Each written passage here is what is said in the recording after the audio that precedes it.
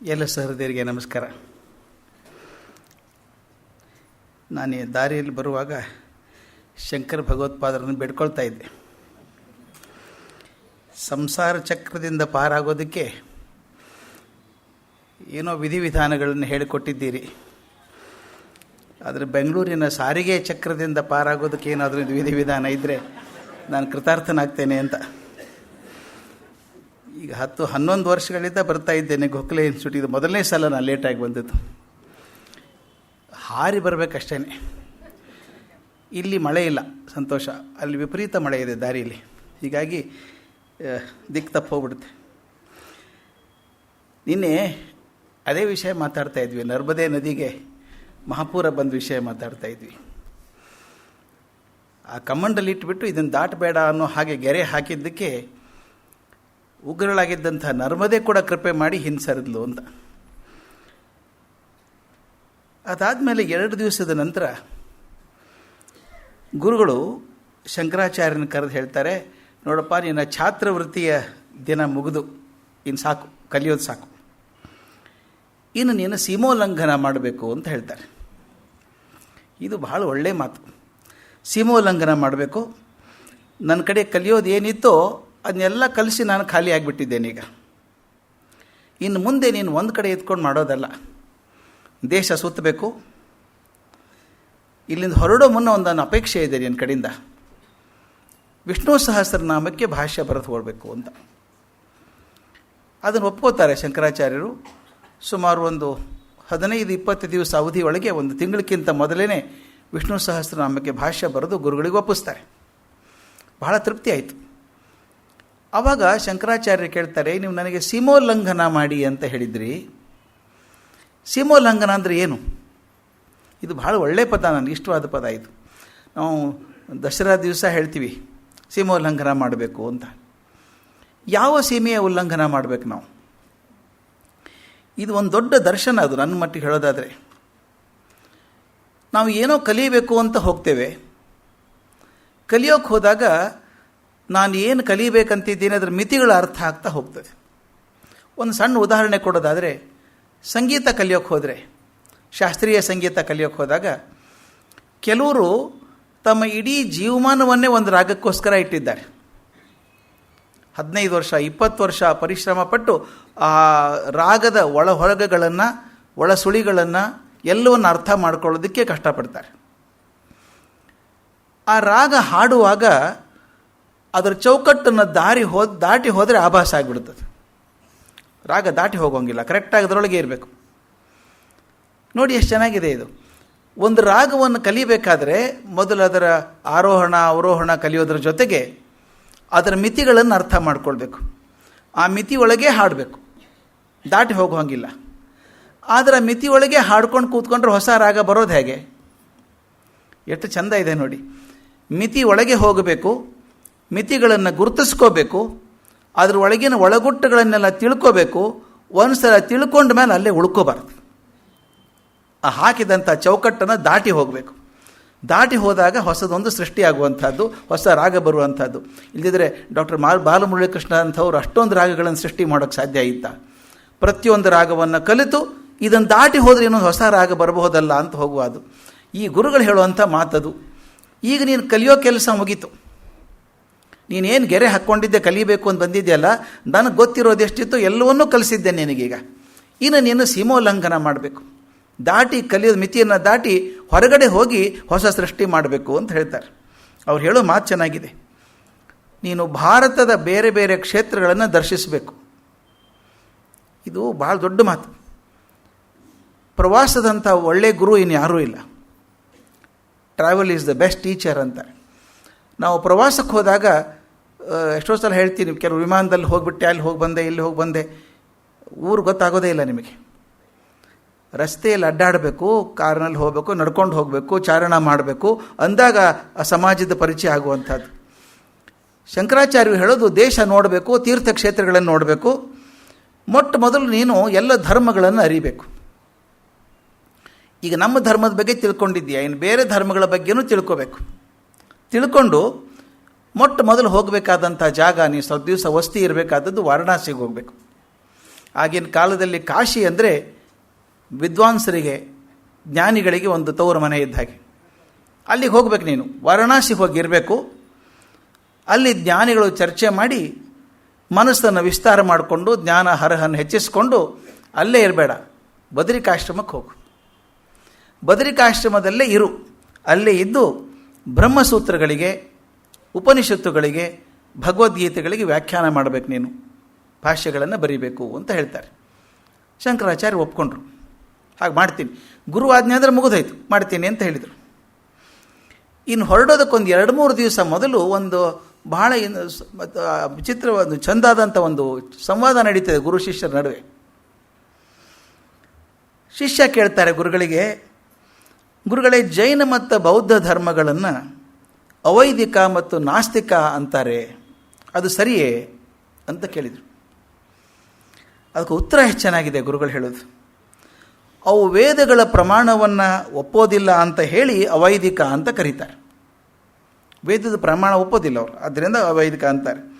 ಆದರೆ ಅವೆರಡೂ ಕೂಡ ಜೈನ ಧರ್ಮ ಮತ್ತು ಬುದ್ಧ ಧರ್ಮ ಬಂದದ್ದು ವೈದಿಕ ಧರ್ಮದಿಂದಲೇ ಕವಲೊಡೆದಂಥ 2 ಟಿಸಿಲುಗಳು. ಸಿದ್ಧಾರ್ಥ ಆಗಲಿ ಮಹಾವೀರ ಆಗಲಿ ಬಂದದ್ದು ಕ್ಷತ್ರಿಯ ಪರಂಪರೆಯಲ್ಲಿ ಬಂದವರಿಬ್ಬರೂ. ಅದು ಮೂಲತಃ ನಮ್ಮ ಚಿಂತನೆ. ವೈದಿಕ ಧರ್ಮದ ಚಿಂತನೆಯಿಂದಲೇ ಟಿಸಿಲು ಒಡೆದು 2 ಭಾಗ ಆದಂಥವು ಜೈನ ಧರ್ಮ ಮತ್ತು ಬೌದ್ಧ ಧರ್ಮ.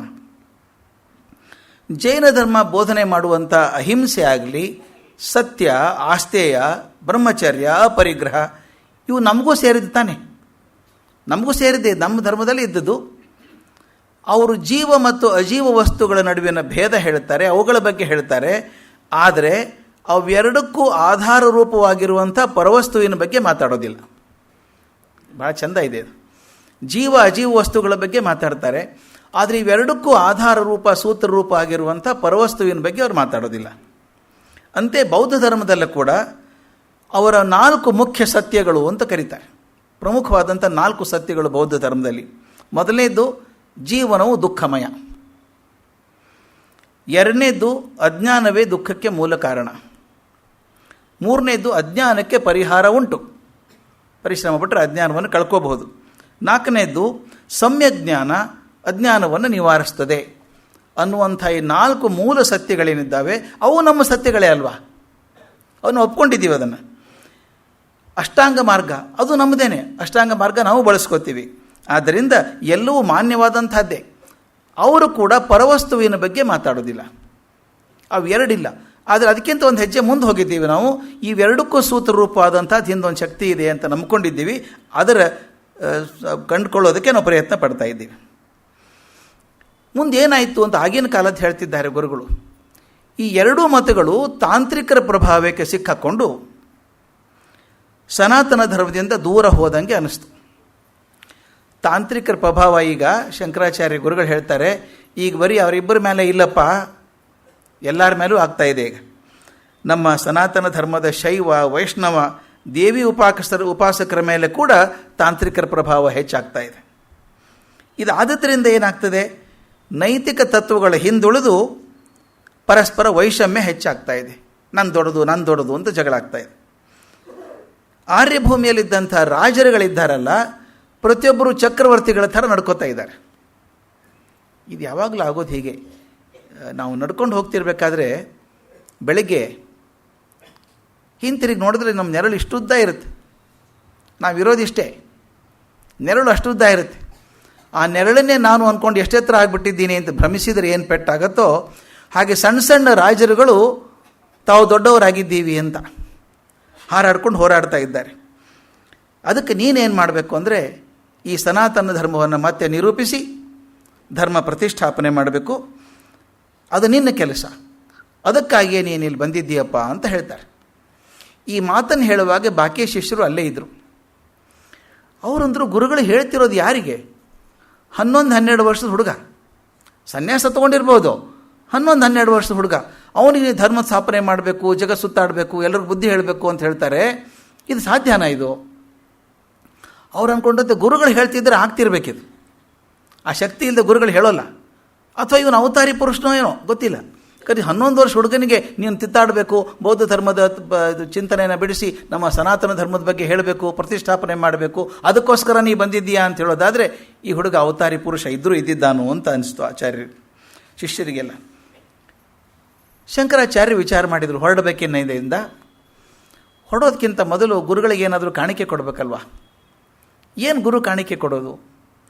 ಆ ಗುರುಗಳಿಗೆ ಧನ ಕನಕ ವಸ್ತುಗಳು ಅವ್ರಿಗೆ ಬೇಕಿಲ್ಲ, ಅದು ಕೊಡೋದಕ್ಕೆ ನನ್ನ ಕಡೆನೂ ಇಲ್ಲ. ಕೊಡೋದಾದರೆ ಏನು ಕೊಡಬೇಕಿದ್ದ ಜ್ಞಾನಿಗಳಿಗೆ, ಮಹಾಗುರುಗಳಿಗೆ ಅಂತ ಹೇಳಿ ಒಂದು ದಿವಸ ಚಿಂತನೆ ಮಾಡಿದ್ರಂತೆ. ಈ ಅಧ್ಯಾತ್ಮದ ಸಾಧನೆಯಲ್ಲಿರುವಂಥ ಆರಂಭದ ಹಂತಗಳಿದ್ದಾವಲ್ಲ ಜನರಿಗೆ, ಪ್ರಾರಂಭಿಕ ಹಂತದಲ್ಲಿ ಜನರು ಆಧ್ಯಾತ್ಮಿಕ ಸಾಧನೆ ಮಾಡುವಾಗ ಏನೇನು ಕಷ್ಟಗಳು ಬರ್ತವೆ, ಈ ಅಧ್ಯಾತ್ಮ ಸಾಧನೆಯಲ್ಲಿ ಹೋಗಬೇಕಾದ್ರೆ ಯಾವ್ಯಾವ ಹಂತಗಳನ್ನು ದಾಟಿ ಹೋಗಬೇಕು, ಅದು ಮನಸ್ಸನ್ನು ತಯಾರು ಮಾಡ್ಕೊಳ್ಳೋದು ಹೇಗೆ, ಇದ್ರ ಬಗ್ಗೆ ಒಂದು ಪುಸ್ತಕ ಬರೆದ್ರೆ ಹೇಗೆ ಅಂತ, ಎಲ್ಲರಿಗೂ ಪ್ರಯೋಜನ ಆಗುವಂಥದ್ದು, ಸಾಧಕರಿಗೆ ಒಂದು ಮಾರ್ಗದರ್ಶಿಯಾದಂಥ ಒಂದು ಪುಸ್ತಕ ಬರೀಬೇಕು. ಅದನ್ನೇ ನಮ್ಮ ಗುರುಗಳಿಗೆ ಕಾಣಿಕೆಯಾಗಿ ಕೊಡಬೇಕು ಅಂದ್ಕೊಂಡ್ರು. ತಕ್ಷಣ ಹಾಗಾದರೆ ಶುರು ಮಾಡೇ ಬಿಡಬೇಕು ಅಂತ ಹೇಳಿ ಸರ್ವ ವೇದಾಂತ ಸಿದ್ಧಾಂತ ಗೋಚರಂ ತಮಗೋಚರಂ ಗೋವಿಂದಂ ಪರಮಾನಂದಂ ಸದ್ಗುರುಂ ಪ್ರಣತೋಷ್ಮ್ಯಹಂ ಅಂತ ಹೇಳಿ ಮಂಗಳವಾಕ್ಯ ಬರೆದು ಶುರು ಮಾಡಿಬಿಟ್ರು. ಅದರ ಹೂರಣ ತುಂಬ ದೊಡ್ಡದಾದಂಥದ್ದು. ಈ ಪುಸ್ತಕದ ಹೂರಣ ಬಹಳ ದೊಡ್ಡದು. ಅದರೊಳಗೆ ಏನೇನಿದೆ ಅಂತ ಸಮರಿಯಾಗಿ ಹೇಳ್ತೇನೆ ನಾನು ಅಷ್ಟೇ. ಅದು ಪೂರ್ತಿ ಹೇಳ್ಕೊಂಡು ಹೋದರೆ ಬಹುದೊಡ್ಡ ಅದೊಂದು ಹಾಗೆ ಆಗಿದೆ. ಬಹುಶಃ ಗೋಖಲೆ ಇನ್ಸ್ಟಿಟ್ಯೂಟಲ್ಲಿ ಲೆಕ್ಚರ್ ಸೀರೀಸು ಆಗಿದೆ ಅದರ ಮೇಲೆ. ಮನುಷ್ಯನ ಜೀವನದ ಪರಮ ಗುರಿ ಅಂದರೆ ಮುಕ್ತಿ, ಮೋಕ್ಷ. ಅದರ ಮಹತ್ವ ಏನು, ಮೋಕ್ಷದ ಮಹತ್ವ ಏನು, ಅದನ್ನು ಸಾಧಿಸುವಲ್ಲಿ ಜ್ಞಾನದ ಪಾತ್ರ ಏನಿದೆ, ಮತ್ತು ಜ್ಞಾನ ಗಳಿಸುವಂಥ ಸಾಧನಗಳು ಯಾವುದು, ಆತ್ಮ ಸಾಧನೆ ಮಾಡೋದಕ್ಕೆ ಬೇಕಾದಂಥ ಅರ್ಹತೆಗಳು ಯಾವುದು, ಸಾಧನ ಚತುಷ್ಟಯ ಅಂದ್ರೇನು, ಭಕ್ತಿಯ ಸ್ವರೂಪ ಯಾವುದು, ಯಾವ ದೃಷ್ಟಿಯಿಂದ ಭಕ್ತಿಯನ್ನು ನೋಡಬೇಕು, ಶಿಷ್ಯ ಗುರುಗಳ ನಡುವಿನ ಸಂಬಂಧ, ಅವರ ಸಂವಾದದ ರೂಪುರೇಷೆಗಳು, ಕೊನೆಗೆ ಶಿಷ್ಯನ ಸಂಶಯ ಪರಿಹಾರ. ಯಾವುದೇ ನೋಡಿ, ಮೊದಲು ಶುರು ಆಗೋದು ಪ್ರಶ್ನೆಯಿಂದ ಶುರು ಆಗಬೇಕು, ಕೊನೆಗೆ ಸಂಶಯ ಪರಿಹಾರ ಆಗಬೇಕು, ನಷ್ಟೋ ಮೋಹ ಸ್ಮೃತಿರ್ಲಬ್ಧ ಆಗಬೇಕು ಕೊನೆಗೆ. ಅದೆಲ್ಲವನ್ನು ತೊಗೊಂಡು ಬಂದರು. ಎಷ್ಟು ತರ್ಕಬದ್ಧವಾಗಿ ಸುಲಲಿತವಾಗಿ ಬರೆದರು ಕಾವ್ಯ ರೂಪದಲ್ಲಿ ಅಂದರೆ ಅದನ್ನು ಬರೆದಿಟ್ಟರು, ಗುರುಗಳಿಗೆ ಕೊಟ್ಟರು. ಬರೆದಿದ್ದೀನಿ ಅಂತ. ಏನು ಇದು ಅಂತ ಕೇಳಿದರು ಅವರು. ತಾವೇ ಓದಿ ಅಂತ. ಗುರುಗಳಿಗೆ ಏನು ಸಂತೋಷ ಆಯಿತು ಅಂದರೆ ಎಲ್ಲ ಶಿಷ್ಯರನ್ನು ಕರೆದು ಅವ್ರ ಮುಂದೆ ಓದಿದ್ರಂತೆ. ಒಂಥರ ಗೈಡ್ ಇದ್ದ ಹಾಗೆ ಅದು, ಬಿಗಿನರ್ಸ್ ಗೈಡ್. ಓದ್ಬೇಕಾದ್ರೆ ಏನು ಮಾಡಬೇಕು ಜೀವನದಲ್ಲಿ ಅಧ್ಯಾತ್ಮ ಸಾಧನೆಯಲ್ಲಿ ಸ್ಟೆಪ್ ಬೈ ಸ್ಟೆಪ್ ಗೈಡ್ ಇದ್ದಂಗೆ ಇತ್ತಂತೆ. ಗುರುಗಳು ಹೇಳಿದ್ರಂತೆ, ಇದು ಬಹಳ ದೊಡ್ಡ ಕೆಲಸ ಮಾಡಿದ್ಯಪ್ಪ, ಇದಕ್ಕಿಂತ ದೊಡ್ಡ ಕಾಣಿಕೆ ನನಗೆ ಇದುವರೆಗೂ ಯಾವ ಶಿಷ್ಯನೂ ಕೊಟ್ಟಿಲ್ಲ. ವಿದ್ಯಾರ್ಥಿಗಳು ಶಿಷ್ಯರಿಗೆ ಕೇಳಿದರು, ಆ ಗ್ರಂಥ ಯಾವುದು, ಹೆಸರೇನದಕ್ಕೆ ಅಂತ. ಗುರುಗಳು ಹೇಳ್ತಾರೆ, ಇದರ ಪುಸ್ತಕದ ಹೆಸರು ವಿವೇಕ ಚೂಡಾಮಣಿ ಅಂತ. ವಿವೇಕ ಚೂಡಾಮಣಿ ಬರೆದದ್ದು ಆವಾಗ ಗುರುಗಳಿಗೆ ಕಾಣಿಕೆ ಅಂತ ಕೊಟ್ಟದ್ದು, ಗುರುಗಳಿಗೆ ಕಾಣಿಕೆ ಕೊಟ್ಟದ್ದು. ಅದರ ಬಗ್ಗೆ ಎಷ್ಟು ಚರ್ಚೆ ಆಗಿದೆಯೋ, ಎಷ್ಟು ವ್ಯಾಖ್ಯಾನಗಳಾಗಿದ್ದಾವೋ, ಚಿಂತನೆ ಆಗಿದ್ದಾವೋ ಗೊತ್ತಿಲ್ಲ. One of the magnificent treatise. ಯಾರಾದರೂ ಓದಿದರೆ ಬಹುಶಃ ಅಲ್ಲಿಂದ ಶುರು ಮಾಡಬಹುದು ಅನಿಸುತ್ತೆ. ಶಂಕರಾಚಾರ್ಯ ಕೃತಿಗಳನ್ನು ಓದಬೇಕಾದ್ರೆ ಅಲ್ಲಿಂದ ಶುರು ಮಾಡಬೇಕು. ಆ ಪುಸ್ತಕವನ್ನು ಕೊಟ್ಟು ಮರುದಿನ ಅಲ್ಲಿಂದ ಹೊರಟಾಗ ಅವ್ರ ಜೊತೆಗಿದ್ದಾರಲ್ಲ ನಾರಾಯಣ, ಸದಾಶಿವ, ಪರಮೇಶ್ವರ, ಅವ್ರ ಜೊತೆಗೆ ಆ ಶೃಂಗೇರಿಯಿಂದ ಬಂದಿತ್ತಲ್ಲ ಪುಟ್ಟು ಹೋರಿಕರು, ಅದೀಗ ದೊಡ್ಡದಾಗಿದೆ, 3 ವರ್ಷ ಆಗಿದೆ ಅದಕ್ಕಿದ್ದು. ಅದು ಬಲಿಷ್ಠವಾಗಿತ್ತು. ಅದರ ಬೆನ್ನ ಮೇಲೆ ಏನೇನು ಬರೆದಂಥ ತಾಳೆಗರಿ ಗ್ರಂಥಗಳನ್ನೆಲ್ಲ, ಪುಸ್ತಕಗಳನ್ನೆಲ್ಲ ಹಾಕಿ ಬೆನ್ನ ಮೇಲೆ ಹಾಕಿ ಹೊರಡುವಾಗ ಗೋವಿಂದ ಭಗವತ್ಪಾದರು ಆ ಉಳಿದ ಶಿಷ್ಯರಿಗೆ ಹೇಳ್ತಾರೆ, ನಾರಾಯಣ ಅವ್ರು ಹೇಳ್ತಾರೆ ಏನು ಅಂದರೆ, ಸದಾಶಿವ, ಪರಮೇಶ್ವರ, ನಾರಾಯಣ, ನಿಮ್ಮ ಪೂರ್ವಜನ್ಮದ ಪುಣ್ಯದಿಂದ ಶಂಕರನಂಥ ಗುರು ಸಿಕ್ಕಿದ್ದಾನೆ ನಿಮಗಿದರ ಅರ್ಥ ಇವತ್ತು ಆಗಲಿಕ್ಕಿಲ್ಲ, ಮುಂದೆ ಅರ್ಥ ಆಗ್ತದೆ. ಆದರೆ ಈ ಗುರು ಎಂಥ ದೊಡ್ಡವನು ಅಂತಂದರೆ, ಇವತ್ತು ವಾಮನನ ಹಾಗೆ ಕಾಣಿಸ್ತಾನೆ, ನಾಳೆ ತ್ರಿವಿಕ್ರಮ ಆಗ್ತಾನೆ ನಿಮಗೆ. ಆದ್ದರಿಂದ ಅವನ ಸೇವೆಯನ್ನು ಸರಿಯಾಗಿ ಮಾಡಿ. ಇನ್ನೊಂದು ಎಚ್ಚರಿಕೆ ಮಾತು ಹೇಳಬೇಕು ನಾನು, ಆತ ಯಾವಾಗಲೂ ದಿವ್ಯಾನುಭೂತಿ ಪಡ್ಕೊಳ್ಳುವಾಗ ಸಮಾಧಿ ಸ್ಥಿತಿಗೆ ಹೋಗ್ಬಿಡ್ತಾನೆ. ಆಗ ಹೋದಾಗ ಅವನ ದೇಹವನ್ನು ಕಾಪಾಡಿಕೊಳ್ಳೋ ಜವಾಬ್ದಾರಿ ನಿಮ್ಮದು. ಇದನ್ನು ಮಾತ್ರ ಬಹಳ ಎಚ್ಚರದಿಂದ ಕಾಪಾಡ್ಕೋಬೇಕು, ಅವನು ಮಾಡ್ಕೊಳ್ಳಿ ಅಂತ ಹೇಳಿ ಆಶೀರ್ವಾದ ಮಾಡಿ ಕಳಿಸ್ತಾರೆ. ಅಲ್ಲಿಂದ ಹೊರಟು ಗ್ರಾಮಗಳಲ್ಲಿ ಪಂಡಿತರನ್ನು, ವಿದ್ವಾಂಸರನ್ನು ಭೇಟಿಯಾಗಿ ವಿಂಧ್ಯ ಪರ್ವತವನ್ನು ದಾಟಿ ಬೇರೆ ಬೇರೆ ರಾಜರು, ಅವಾಗ ಹೈಹಯ, ಚೇದಿ, ಕೌಶಾಂಬಿ ರಾಜ್ಯಗಳನ್ನು ದಾಟಿ ಕೊನೆಗೆ ಪ್ರಯಾಗಕ್ಕೆ ಬಂದು ತಲುಗಿದರು. ಪ್ರಯಾಗ ತ್ರಿವೇಣಿ ಸಂಗಮ ಇರುವಂಥ ಜಾಗ. ಬಹಳ ಖುಷಿ ಆಯಿತು ಅವರಿಗೆ. ಗಂಗೆ ಯಮುನೆ ಸಂಗಮ ನೋಡಿದರು. ಪ್ರಯಾಗದಲ್ಲಿ ಮಹಾ ಋಷಿಗಳಿದ್ದರು, ಅವ್ರನ್ನೆಲ್ಲ ದರ್ಶನ ಮಾಡಿದರು. ಅಲ್ಲಿದ್ದಾಗ ಅವ್ರಿಗೊಂದು ವಿಷಯ ಗೊತ್ತಾದದ್ದು, ಕುಮಾರಿಲ ಭಟ್ರು ಇಲ್ಲಿಯವರು ಅಂತ. ಕುಮಾರಿಲ್ ಭಟ್ರು ಇಲ್ಲಿಯವರು, ಅವ್ರನ್ನ ಭೇಟಿ ಆಗಬೇಕು ಅಂತ ಅನ್ನಿಸ್ತು. ಶಿಷ್ಟರನ್ನ ಹೇಳಿ ಕಳಿಸಿದ್ರು, ಅಲ್ಲಿ ಎಲ್ಲಿದ್ದಾರೆ ನೋಡ್ಕೊಂಡು ಬನ್ನಿ, ನಾನು ಹೋಗಿ ಭೇಟಿಯಾಗಿ ಬರ್ತೀನಿ ಅವ್ರನ್ನ ಅಂತ. ಹೋಗಿ ಹೇಳಿದ್ರಂತ, ಇಲ್ಲ ಕುಮಾರಿಲ್ ಭಟ್ರು ಇಲ್ಲ, ಮಹಿಷ್ಮತಿಗೆ ಹೋಗಿದ್ದಾರೆ, ಯಾವುದೋ ಯಜ್ಞ ಆಗ್ತಾ ಇದೆ, ಅದರಿಂದ ಊರಲ್ಲಿ ಇಲ್ಲ. ಸ್ವಲ್ಪ ಬೇಜಾರಾಯಿತು, ಅವರಿದ್ದರೆ ಚೆನ್ನಾಗಿತ್ತೇನೋ ಅಂತ. ಅವ್ರ ಬಗ್ಗೆ ತುಂಬ ತಿಳ್ಕೊಳ್ಳೋಕೆ ಪ್ರಯತ್ನ ಮಾಡಿದರು. ಆ ಕುಮಾರಿಲ್ ಭಟ್ರು ತೀರ ಚಿಕ್ಕ ವಯಸ್ಸಿನಲ್ಲೇ ಪ್ರಯಾಗಕ್ಕೆ ಬಂದವರು. ಚತುರ್ವೇದಗಳನ್ನು, ವ್ಯಾಕರಣವನ್ನು, ತರ್ಕಶಾಸ್ತ್ರವನ್ನು, ಮೀಮಾಂಸೆಯನ್ನು ಅತ್ಯಂತ ಸಮರ್ಥವಾಗಿ ಅಧ್ಯಯನ ಮಾಡಿದಂಥವರು. ಅವರ ತಂದೆ ಅಗ್ನಿಹೋತ್ರಿ ಆಗಿದ್ದವರು ಮತ್ತು ಸೋಮಯಾಜಿ ಆಗಿದ್ದವರು. ಆದ್ದರಿಂದ ಇವರಿಗೆ, ಕುಮಾರಿಲ್ ಭಟ್ಟರಿಗೆ ಯಜ್ಞ ಕಾರ್ಯಗಳಲ್ಲಿ ತುಂಬ ನಂಬಿಕೆ, ಆ ಕರ್ಮದಲ್ಲಿ ಭಾಳ ನಂಬಿಕೆ. ಅದರಿಂದ ಅದು ಮಾಡ್ಕೊಂಡಿದ್ರು. ಆಗ ಅವ್ರು ನೋಡಿದರು, ಈ ಬೌದ್ಧರದ ಉಪಟಳ ತುಂಬ ಆಗಿಬಿಟ್ಟಿದೆ, ತಂತ್ರ ಮಾಡ್ತಾರೆ, ನಮ್ಮ ವೈದಿಕ ಧರ್ಮವನ್ನು ಅಡ್ಡಗಳಿತಾರೆ, ಹೀಗಳಿತಾರೆ. ಅದಕ್ಕೆ ಮೊದಲು ಅವ್ರನ್ನ ಅಡ್ಡ ಹಾಕಬೇಕಾದ್ರೆ ಅವ್ರ ಜ್ಞಾನ ತಿಳ್ಕೊಬೇಕಲ್ಲ ನಾನು. ಈಗ if you want to beat the enemy you should know his art. ಬೌದ್ಧ ಧರ್ಮದವ್ರು ತಿಳ್ಕೊಬೇಕಲ್ಲ, ಅದ್ರ ಬಗ್ಗೆ ಸರಿಯಾಗಿ ತಿಳ್ಕೊಬೇಕು ಅಂತ ಏನು ಮಾಡಿದ್ರು ಗೊತ್ತಾ, ಅವರು ಬೇರೆ ಹೆಸರಿನಲ್ಲಿ ಹೋಗಿ ಬೌದ್ಧ ಧರ್ಮದ ದೀಕ್ಷೆ ತೊಗೊಂಡ್ಬಿಟ್ರು. ತೊಗೊಂಡು ಅಲ್ಲೇ ಇದ್ದರು. ಸುಮಾರು 2 ವರ್ಷ ಅಲ್ಲಿದ್ದು ಅವ್ರ ಬೌದ್ಧ ಧರ್ಮದ ಯೂನಿವರ್ಸಿಟಿ ಇತ್ತು, ನಲಂದ ಯೂನಿವರ್ಸಿಟಿ ಅಂತ, ಯೂನಿವರ್ಸಿಟಿಯಲ್ಲಿ ಹೋಗಿ ಕೂತ್ಕೊಂಡು ಅವ್ರ ಎಲ್ಲ ಗ್ರಂಥಗಳನ್ನು ಓದಿ, ಅವ್ರ ಗುರುಗಳು ಧರ್ಮಕೀರ್ತಿಗಳು ಅಂತಿದ್ರು, ಒಬ್ಬರು ಬೌದ್ಧ ಗುರುಗಳು. ಅವರು ಮತ್ತೊಬ್ಬರು ಹೇಳ್ತಿದ್ದಾರಂತೆ, ನೋಡ್ರೋ ಅವ್ರು ವಯಸ್ಸಾದವ್ರು ಬಂದಿದ್ದಾರೆ, ಅವ್ರಿಗಿರೋಟ್ಟು ಆಸಕ್ತಿ ನಿಮಗಿಲ್ಲಲ್ರೋ. ಹಗಲು ರಾತ್ರಿ ಪುಸ್ತಕ ಓದ್ತಾರೆ ಅವರು, ಎಷ್ಟು ಸ್ಟಡಿ ಮಾಡ್ತಾರೆ, ಡಿಸ್ಕಸ್ ಮಾಡ್ತಾರೆ ನಮ್ಮ ಜೊತೆಗೆ, ನೀವು ಯಾಕೆ ಹಿಂಗೆ ಮಾಡೋಲ್ಲ ಅಂತ. ಅವ್ರಿಗೂ ಆಶ್ಚರ್ಯ, ಇಷ್ಟ್ಯಾಕೆ ಓದ್ತಾರೆ ಇವ್ರು ಮುದುಕರು ಅಂತ. ವಯಸ್ಸಾದವ್ರು ಆಗ್ಲೇನೆ ಅವರು. ಇವ್ರು ಓದ್ತಿರೋದೇ ಬೇರೆ ಕಾರಣಕ್ಕೆ. ಓದ್ತಿರೋದು ಎದಕ್ಕೆ ಅಂದರೆ ಅದ್ರ ಸೀಕ್ರೆಟ್ ತಿಳ್ಕೊಂಡು ಅದನ್ನು, ಈಗ ನಾವು ಅವನು ಸೋಲಿಸ್ಬೇಕಾದ್ರೆ ಅವ್ರ ವೀಕ್ನೆಸ್ ಗೊತ್ತಿರಬೇಕಲ್ಲ ಮೊದಲು, ಅದಕ್ಕೆ ಅವರು ಶಾಸ್ತ್ರಗಳನ್ನು ಹೋಗಬೇಕು ಅಂತ ಚರ್ಚೆ ಮಾಡಿದರು, ಪರೀಕ್ಷೆ ಮಾಡಿದರು. ಮೊದಲು ಸಂಶಯ ಬಂದು ಕೆಲವರಿಗೆ, ಇವರೇನೋ ವೈದಿಕರ ಕಣ್ಣಂಗೆ ಕಾಣಿಸ್ತಾರೆ ಅಂತ. ಬಹಳ ಜನ ವೈದಿಕರು ತಾನೇ ಅವಾಗ ಹೋದದ್ದು. ಇವ್ರನ್ನೆಲ್ಲ ಪ್ರಶ್ನೆ ಮಾಡಿದ್ರಂತೆ ಬೌದ್ಧ ಧರ್ಮದ ಬಗ್ಗೆ. ಅವ್ರು ಚೆನ್ನಾಗಿ ತಯಾರಾಗಿ ಹೋಗಿದ್ದಾರೆ, ಉತ್ತರ ಕೊಟ್ಟರು ಚೆನ್ನಾಗಿ. ಎಷ್ಟೋ ಮಟ್ಟಿಗೆ ಗುರುಗಳಿಗೆ ತಬ್ಬಿಬಾಗು ಹಂಗೆ ಮಾಡಿದರು. ಒಂದು ದಿವಸ ಅವರಿಗೆ ತಡ್ಕೊಳಕ್ಕಾಗಲ್ಲ, ಒಳಗಿಂದು ಇರುತ್ತಲ್ಲ ಪ್ರೀತಿ, ನದಿ ದಂಡಿಗೆ ಹೋಗಿ ಅನೇಕ ಮಾಡ್ತಿದ್ದಾರೆ. ಬೆಳಗ್ಗೆ ಬೇಗ, ರಾತ್ರಿ 3 ಗಂಟೆಗೆ ಹೋಗಿ ಮಾಡ್ತಿದ್ದಾರೆ. ಯಾವನೋ ಒಬ್ಬ ಶಿಷ್ಯ ನೋಡಿ ಹೇಳಿಬಿಟ್ಟ, ಇವ್ರು ನೋಡ್ರಿ ಬೌದ್ಧ ಧರ್ಮ ತೊಗೊಂಡಿದ್ದಾರೆ, ಬೆಳಗ್ಗೆ ಹೋಗಿ ಅನೇಕ ಮಾಡ್ತಾರೆ ನದಿ ದಂಡೆ ಮೇಲೆ ಅಂತ. ಕರೆದು ನೀನು ನಿಜವಾಗ್ಲೂ ಯಾರು ಅಂತ. ಇನ್ನೇನು ಮುಚ್ಚಿಡೋದು ಅರ್ಥ ಇಲ್ಲ ಅಂತ ಹೇಳಿದರು. ನಾನು ಕುಮಾರಿಲ ಭಟ್ಟ, ನಾವು ವೈದಿಕ ಶಾಸ್ತ್ರದಲ್ಲಿದ್ದವನು, ಈಗ ನಿಮ್ಮ ಬೌದ್ಧ ಧರ್ಮವನ್ನು ನಿಜವಾಗ್ಲೂ ತಿಳ್ಕೋಬೇಕು ಅಂತ ಬಂದವನು. ಯಾಕೆ ತಿಳ್ಕೊಬೇಕಂತೀಯ ಅಂತ. ಅದಕ್ಕೂ ನೇರವಾಗಿ ಹೇಳಿದರು, ತಿಳ್ಕೊಳ್ಳೋದು ನಿಮ್ಮನ್ನು ಮೆಚ್ಚಿಸಬೇಕು ಅಂತ ಬಂದದ್ದಲ್ಲ, ನಿಮ್ಮಲ್ಲಿರುವಂಥ ಏನೇನು ಕೊರತೆಗಳಿದ್ದಾವೆ ಅದನ್ನು ತಿಳ್ಕೊಂಡು ಅದನ್ನು ನಿಮ್ಮ ವಾದ ವಿವಾದ ಮಾಡಿ ನಿಮ್ಮನ್ನು ಸೋಲಿಸ್ಬೇಕಂತೆ ಬಂದದ್ದು ನಾನು ಅಂತ. ಅವರ ಪ್ರೀತಿ ಬರ್ತದೆ ಹಂಗೆ ಹೇಳಿದ ಮೇಲೆ. ಅವ್ರನ್ನ ಹೊಡೆದು, ಶಿಷ್ಯರೆಲ್ಲ ಸೇರಿ ಹೊಡೆದು ಮೇಲಿಂದ ತಳ್ಳಿಬಿಟ್ರು, ಕಟ್ಟಡದ ಮೇಲಿಂದ. ಅವರು ಮಹಾಯೋಗಶಾಸ್ತ್ರ ಪ್ರವೀಣರಾದ್ದರಿಂದ ಕೆಳಗಡೆ ಬಿದ್ದರು, ಪೆಟ್ಟಾಗಲಿಲ್ಲ, ಆದರೂ ಒಂದು ಕಣ್ಣು ಮಾತ್ರ ಹೋಗ್ಬಿಡ್ತು. ಆದರೆ ಅವ್ರು ಏನು ಮಾಡಿದರು, ಹಠ ಎಷ್ಟರ ಮಟ್ಟಿಗೆ ಅಂದರೆ, ಊರಿಂದ ಊರಿಗೆ ಹೋಗಬೇಕು, ಬೌದ್ಧ ಪಂಡಿತರನ್ನು ಭೇಟಿ ಆಗಬೇಕು, ಅವ್ರು ವಾದ ವಿವಾದ ಮಾಡಬೇಕು, ಅವ್ರನ್ನ ಸೋಲಿಸಬೇಕು, ನಮ್ಮ ಧರ್ಮ ಎಷ್ಟು ಒಳ್ಳೆಯದು ಅಂತ ಹೇಳ್ಕೋಬೇಕು. ಹೀಗೆ ಮಾಡ್ತಾ ದೇಶ ಸುತ್ತುತ್ತಾ ಈ ಕರ್ಮ ಮಾರ್ಗದ ಪ್ರತಿಷ್ಠಾಪನೆಗೆ ಓಡಾಡ್ತಾ ಒಂದು ಥರ ಸಲಗ ಇದ್ದಂಗಿದ್ರು ಅವರು. ಒಬ್ಬರೇ ಸಲಗ ಇದ್ದಂಗೆ, ಯಾರೂ ಎದುರಿಸೋಂಗಿಲ್ಲ ಅವ್ರನ್ನ, ಅಷ್ಟು ಚೆನ್ನಾಗಿದ್ದರು. ಅವ್ರನ್ನ ಭೇಟಿ ಆಗೋಕ್ಕಾಗಲಿಲ್ಲ. ಆಯಿತು, ಇನ್ನೊಂದು ಅವಕಾಶ ಬಂದಾಗ ಭೇಟಿ ಆಗ್ತೀನಿ ಅಂತ ವಿಚಾರ ಮಾಡಿದರು. ಅಲ್ಲಿಂದ ತ್ರಿವೇಣಿ ಸಂಗಮ ದಾಟಿ ತಮ್ಮ ಶಿಷ್ಯ ಪರಂಪರೆ ಜೊತೆಗೆ ಕೊನೆಗೆ ಕಾಶಿಗೆ ಬಂದರು. ಕಾಶಿ ಅವತ್ತು ಭರತಖಂಡದ ವಿದ್ವಾಂಸರ ತವರು ಮನೆ ಅಂತ ಕರೀತಾ ಇದ್ರು.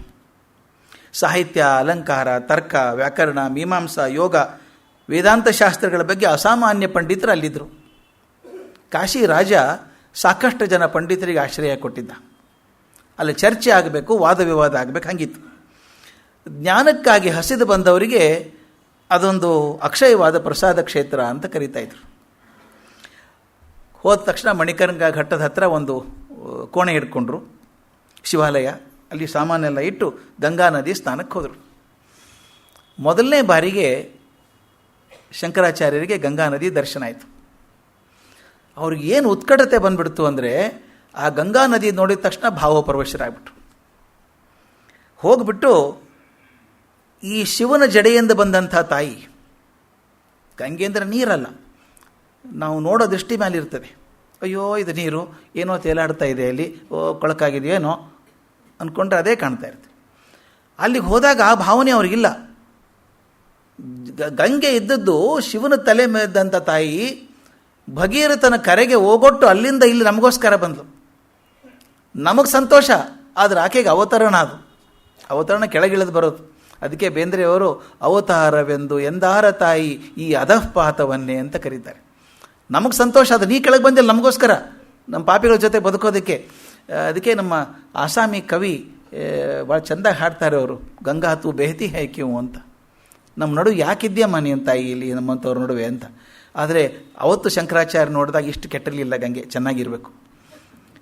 ಅದಕ್ಕೆ ಹೇಳ್ತಾರೆ, ಗಂಗಾ ನದಿ ನೋಡಿದ ತಕ್ಷಣ ಏನು ಭಾವಪರವಶರಾದರು ಅಂದರೆ, ಸ್ನಾನ ಮಾಡ್ಕೊಂಡಿದ್ದಾಗ ಕಣ್ಣು ಮುಚ್ಚಿ ದಂಡೆ ಮೇಲೆ ಕೂತ್ಕೊಂಡ್ರು, ಗಂಗೆ ಯಾವ ಪ್ರವಾಹದಲ್ಲಿ ಹರಿತಾ ಇದ್ಲೋ ಅದೇ ರೀತಿ ಅವರ ಬಾಯಿಂದ ಒಂದು ಶ್ಲೋಕ ಪ್ರವಾಹ ಬರೋಕ್ಕೆ ಶುರು ಆಯಿತು.